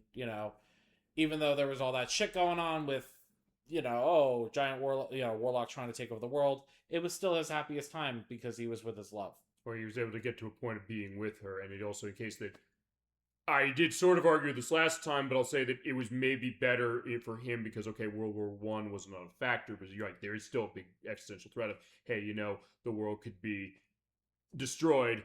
And it's also worth pointing out one thing we talked about when it came to that last time was the case of, was Yuri doomed? I think I asked that. You said yes, he was. According to Machida, he said he didn't necessarily confirm that he is, but he says I want to quote this specifically as I see where that is. Okay, here we go. Because he was asked in this interview, he said, Koudelka, Shadowhearts, and Shadowhearts Covenant relate to each other through bad endings. Should we consider the bad ending of the second game canonical, and why is the choice of linking the saga through the Grimm's epilogue? To which he said, quote, okay, he was saying this is before, Shadowhearts 3 doesn't exist yet. It is a progression of Yuri's story. Shadowhearts from the New World, the third chapter, was not linked to the previous. But I don't think the bad ending of Part 2 is the real conclusion, so he does say he doesn't think. Okay. But I can't tell you inspired that, but I'm sure that Yuri, the player, after seeing the destiny of Part 2, with Shadowhearts 1 towards a good ending, providing the actual conclusion of Part 2 is a positive one. I'm sure about that. And I think there's something else he went into. Basically, so or maybe that was it as far as this. But still, either way, it still sounds like it's still very much left up to interpretation, which is fine. And I like that. I guess the thought that if nothing else, Yuri has another chance. Sure. But I guess if nothing else, I'll say this, because remember, when we did show both endings with the first game as well, with that one, was there anything really indicating to him that he would know that Alice made the deal with the masks? No. Okay. No. So if you remember from the playthrough that we were doing, so it wasn't so easy in the first game where it was just like, oh, make a choice, here's your good, here's your bad. Right. It was very much like, here, do all this stuff lead up, and here's a point of no return. If you don't do it, you're screwed. Right. So it was kind of unfortunate because we had to do all that stuff in between. But she didn't start exhibiting any sort of hey, I made a deal with the devil, so to speak. Right. To save you. To save you until she essentially, you either fight Atman, or if you remember in the final dungeon, she starts kind of fainting and shit. And right. Marguerite's the one who notices it. Right, so then the idea that now Yuri can look and say, wait a second, now that I have a sense of something, maybe what's going on here, maybe get an understanding, but possibly. We don't know. But I love the idea that it's, in a way, if nothing else, maybe keeping it open-ended. I thought maybe when I heard that's well, maybe he can, but it's worth pointing out, aside from Koudelka, this is going to be kind of the end of the line of Yuri. In fact, it is the end of the line for Yuri as far as this, in the sense that we don't see him again. The suggestion was that Shadowhearts 3 was going to be following the fathers of Koudelka and Yuri. That was initially the plan. But I don't know if then the thought was that, hey, Yuri would be featured in that. Mm-hmm. I don't know if he's featured from the New World. I mean, I don't think he is, but there might be maybe a nod. But the point is, what I do know on Shadowhearts from the New World is we're not going to be playing as him. That I do know. I know you've openly said, you said, I want to tell Yuri's story through the show with Shadow Hearts 1 and then Covenant and then also Koudelka, which is basically going backwards, explaining what we saw in the first game. Yeah, it doesn't. And maybe in this one too. We don't see Yuri at all in Koudelka. I can confirm that for you. Right. But it does lead into events that occur in Shadow Hearts 1, which is why I think it is an important part to show the entirety of the story. Right. So, and also a unique game on the PlayStation to show that maybe Sure. other people are not showing. and one I've never even played myself, and I won't be playing it until we do it on the show. So you're going to blind run the game. Yeah, well, I say blind run, but I'm gonna have a guide. Okay, but it's so because we're pointing out also we're going to do a genre shift on them. That was a turn-based strategy game, kind of like a Fire Emblem. Turn-based strategy, survival, Horror. something. Yeah, I mean, it's all kinds of shit mashed into one with a fucking badass soundtrack. the soundtrack is good. He did demo that game to me when we did Shadow Hearts 1, I Yeah. think 4-part, but it's also something that it does seem really interesting. It actually has some voice performances in it that are Really surprising- good voice performance. really good, and also people who are surprisingly famous. We'll get to that when we get there. Yeah. Because there's one name in particular, it's like, wait, she was doing work back then, Mm-hmm. and in case someone who's actually been in movies since then.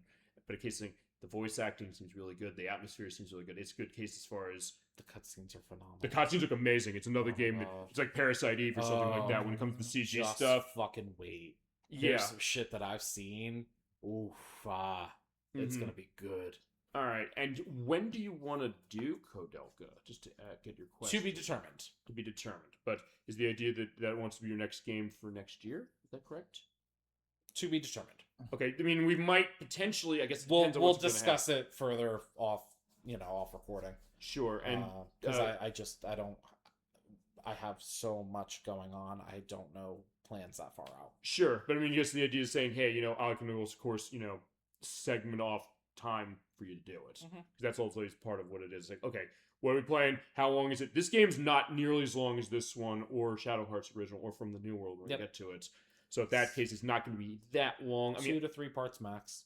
that few. I was saying like 3 or 4 maybe, but fair Maybe. enough. We'll see. It's either way as far as how you want to do that. I mean, considering I am doing it without having played it myself, it might take longer. So Yeah, if that's how you want to do it. I mean, Yeah. because that's what Nocturne did when we played Croc, saying like, okay, that might be the way to go. yeah, As far as something like that.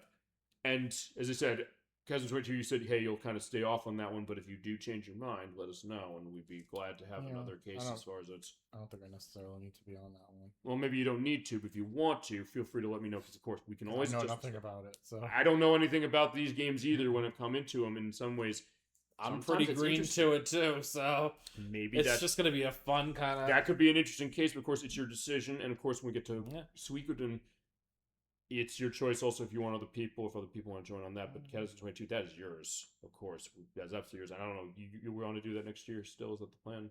I mean, we can figure that, of course, but I just want to get a nail down as far as Yeah. what everything you want to do. As far as your next collaborations, because my God, what a ride we've had this year. Yeah. Can you believe it? No kidding. As this goes up, we are only 4 days or 5 days till the end of the year. But we're recording this way ahead of time, so it's like we're writing history ahead of time, as is. Time traveling. I know, to the point where I do know as far as our next video, it is going to be on our YouTube site as our final video of the year. That's going to be Super Old Game Saturday Sings. The compilation's here. I've already started editing it. I already have ideas about how I'm going to do it, how I'm going to get a sense of, track names and all that stuff. We do need to talk about an album cover, though. So Give you what do more we do? fodder on this recording too. I guess there's a question. We'll talk about this. Like, what do we know to do on an album cover? Because both of you are so instrumental to this. I think you also should have a bit of a perspective saying how are we going to do this. I mean, to be fair, I'm going to see them a lot before we get to that point. Even actually, the time's recording like in 2 weeks, so I might actually put that idea to a bunch of people saying, okay, what do we think we should do? We got this project as far as Super Bowl Game Saturday Sings. We're cutting an album. We got to come, and that is going to be on our YouTube site. Looking forward to doing that. And then also our next live show, I do know that already. It's going to be on at a time to be determined on January 3rd for our first show for 2026. It's the return of Edwack and Nikki to the show. Oh yeah. They're coming back, and he's going to be playing Beethoven, the Ultimate Canine Caper. It actually is going to be a string of great dogs in gaming. We actually have as it turns out, You're gonna have enough for another compilation easily. I will say this. It's funny, I didn't actually realize this, but when it comes to that, we are playing... Okay, we'll have played at this point. We'll have done our Xbox Live Delisted Showcase Volume 2, where we have a couple of games with dogs. We've had Axel and Pixel and Snoopy Flying Ace. We started Yoshi's Island, where you have Poochie the dog. We played Magical Tetris Challenge for Nintendo 64, which says Goofy. We finished off Scooby-Doo Night of 100 Frights last week, and then, of course, Blanca with Shadow Hearts Covenant now. And Beethoven, the Ultimate Canine Caper for Super Nintendo. Are you familiar with this? You've played it? I've only ever seen footage. Okay, did you know that the people who made it would go on to become Running with Scissors, the people who made Postal? I don't know what That's either of those interesting. things are. You don't know? You're not familiar with Postal? No. Okay, Is it a band? Kazim22, you want to explain Postal to him? I never played it, but Oh, it's a game. Okay. yeah, isn't it like controversial? Very. Yeah. It came out. It was a case where it's insanely politically incorrect and violent and offensive. The second game in particular is a case where it's a first-person shooter where you basically just kill everybody if you want and do these horrible things to them. And Gary Coleman also is in it, apparently. May he rest in peace. It's, yeah, they started doing a lot of children's games on Super Nintendo, and then they made this. I was like, that doesn't sound like a children's game. Postal isn't, although No. though to be fair, given the movie that Beethoven is adapting as far as that game is, you ever seen Beethoven's Second? Probably when I was really young. You do remember the attempted rape scene in that movie, yes? I do not. Yeah, yeah. A lot of critics at the time pointed out and said, "What are you doing on this?" And good luck explaining to your kids what the kid jangling the keys, saying this is going to be great when he locks the door with the young daughter in the room for is like, yeah, that was the case.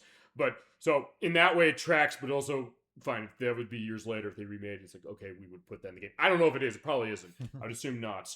Because we are getting Terminator 2D No Fate, finally, which has been delayed a lot. But it's a case where they're following that movie directly. And that's going to be an interesting case as far as that. But that's going to be our next game as far as the show. But as far as that, I don't know if there's anything else you want to say before we sign off. That's all I got. That's all I got. Okay. We So- got one more thing though. What's that? Oh, yeah, right. He's right. We have one more thing. We'll do that in a minute. But actually, before we do that, we'll do that in a sec. But I'm trying to think about a good indication on this. But it's either way. Or I don't know. Do we... Does it matter? No, it doesn't matter. I think. I was going to say how this is going to go. As far as what it is. Actually, you know what? It's easier for you to edit. Yeah, you know what? I'll tell you what we'll do. We're going to be back in a second because actually we're kind of going backwards and forwards as far as this. Alright. But in this case, I think this would be a good case for it. Okay. Okay, and we're back. So I already edited that. It's going to be funny editing this because it's like, wait a second, we've already did this all in one video. I will indicate that now as far as it's... You're probably wondering, why the fuck are we on this? Where'd that cut come from? It's like, yeah, that's what we do. We do what we have to do on this show. We sometimes are really creative about how we do it, and we have a lot of fun.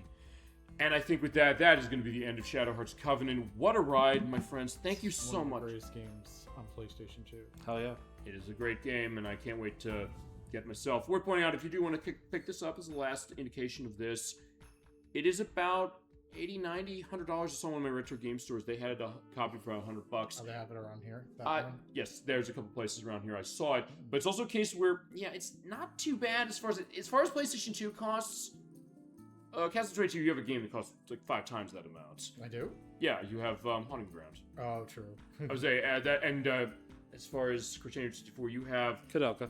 as far as PlayStation, but I think you had some of the Shin Megami Tensei Devil Summoner games. Might be more than this. I don't know. It's more. It's less than Koudelka, but it's more than this. Yeah, just to give a brief indication of that.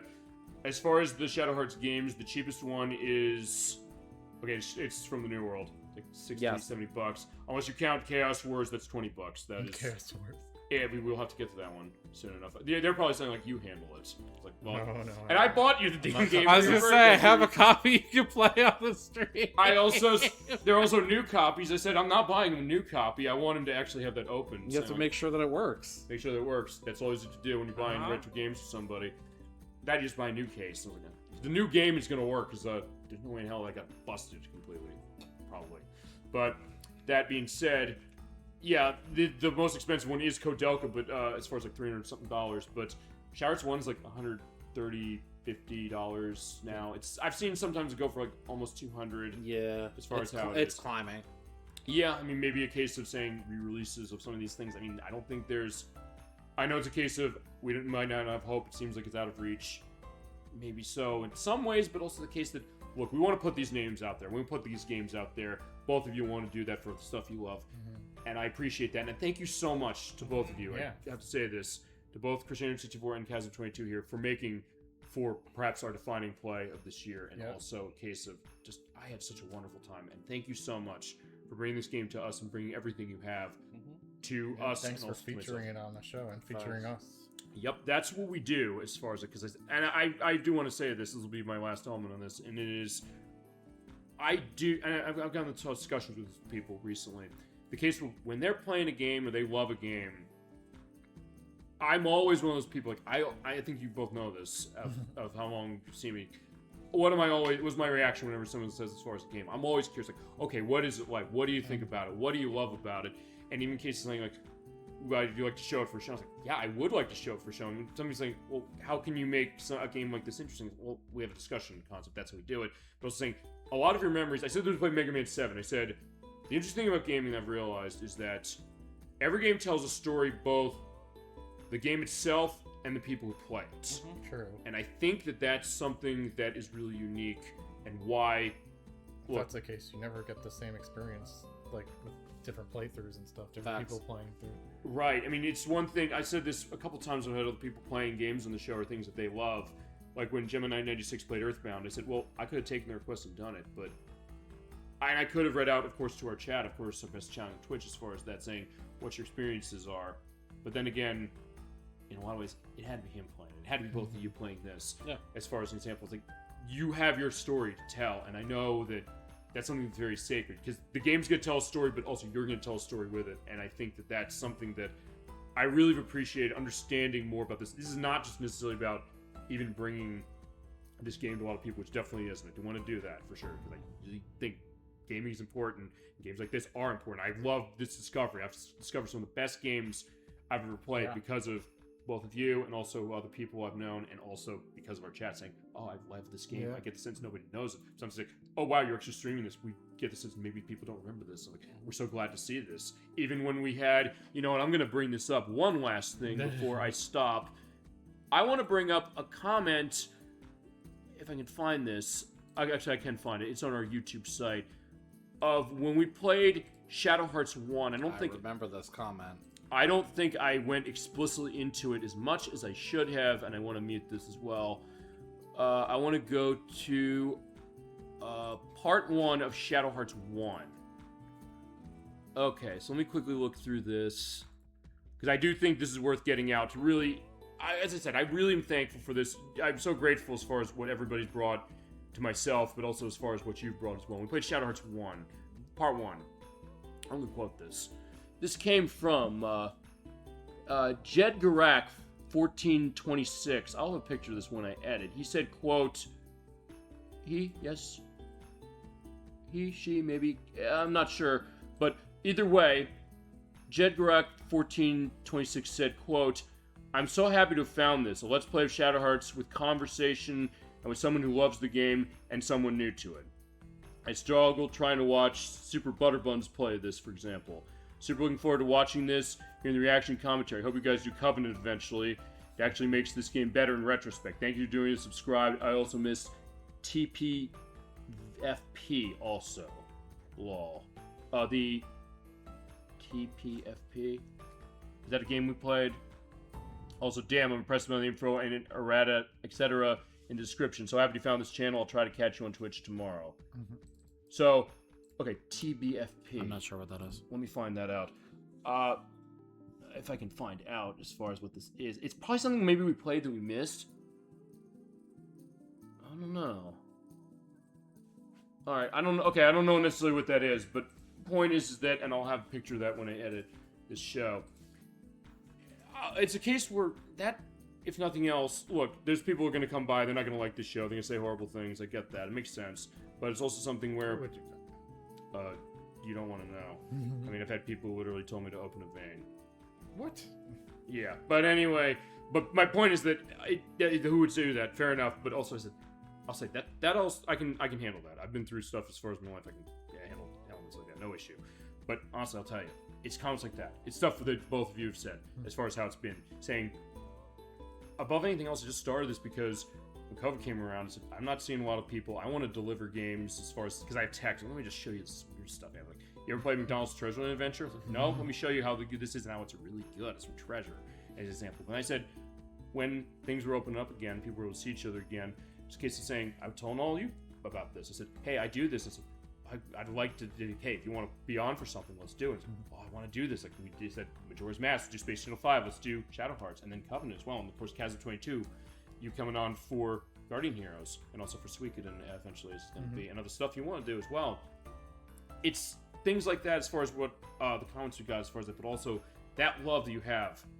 If nothing else, that is infectious, and I think people really respond to that when it comes to aspects of gaming, no matter what kind of game it is, and that's why we'll look at anything that we'll do. That's true. I mean, people aren't going to want to watch a show where everyone's just being negative about the game all the time.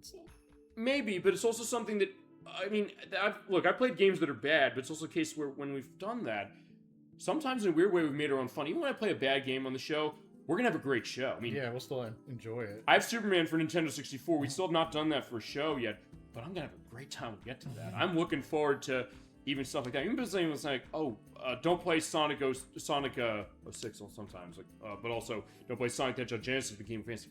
No, we got to explain this. Get this idea out there, explain what that is. But you're right. Sometimes that case of that fun, or saying like, oh, maybe this case of my memory, because I remember Electra said when we looked at something, he was saying Power Rangers Lightspeed Rescue on Nintendo 64. You ever play that? He said it's a horrible game because it's the first game I ever played that I thought really sucked. So the case of that experience of saying first time with a bad game. So the idea of telling a unique story, but also telling your unique stories with this game, saying what does this game mean to you? Why do you love it so much? And that's why also I really appreciate this and also giving me this experience. As someone who's never played this before, I'm looking at this and saying, I just love this experience of kind of learning more myself, but also saying, I want you to have your voices, both of you, and I appreciate that you're willing to provide them to us. I'm just glad you're enjoying the ride. Because I know that this has been, a couple years in the making, trying to get this one, sure, in the books. Yep. But, I feel like it was worth the wait. Exactly, and that's what it is. We'll always do a preparation as far as stuff like this for anything, really. And that's when we get to the end of a game like this. We've gone the longest game I think we've played on this channel so far. It's been a journey. It's been quite a journey looking back and saying, I would not trade that for anything in the world. I had a great time, and I can't thank both of you enough for this. I'm glad to be a part of it. And thank you so much. I'm looking forward to our next collaborations. And with that, thank you so much for watching Super Bowl Game Saturday tonight. Hope you had a great holiday as far as Christmas and other cases of holidays in the vicinity as well. Have a Happy New Year. Happy New Year indeed. We'll see you as far as on YouTube with our Super Bowl Game Saturday Sings video on December 31st. Looking forward to it. We'll see you live back on Twitch on January 3rd for Beethoven for the Super Nintendo with Edwack and Nikki. I'm looking forward to seeing both of you next year. Of course, we'll get to Final Fantasy 14. We got a lot to plan for that. You're not going to want to miss our scoping session on that one. And another case where you both love that game, I'm not going to say no, we don't play it. I'm going to say we're going to give it a look. We're going to understand that. We're going to deliver it. We've been going this over 5 years. I can't believe it. That's why I was late for this recording session, was playing 14. Perfect. There you go. Another story you're telling. And you can tell it as far as it has been. You can tell it. I can tell as far as my lack of experience. Is getting that experience. It's basically the love of gaming. Just all these journeys we go on. We go on journeys every week as far as this show, and I love it. And I can't thank both of you enough. Once more from the bottom of my heart. But Glad again, to be here. Oh, thank you. And I'm definitely glad to have you here as well. All right, so with that, we have to go get food as far as how it is for our element. We're recording this earlier, but that being said, thank you so much for watching the show, everybody. Thank you for joining us in this journey for Shadow Hearts Covenant. As I said, we'll see you for the compilation next week and for Beethoven on January 3rd. Till then, keep being awesome. Thank you so much for all your support and for joining us. I will never stop thanking all of you. Take care, everybody. See ya. Bye, y'all.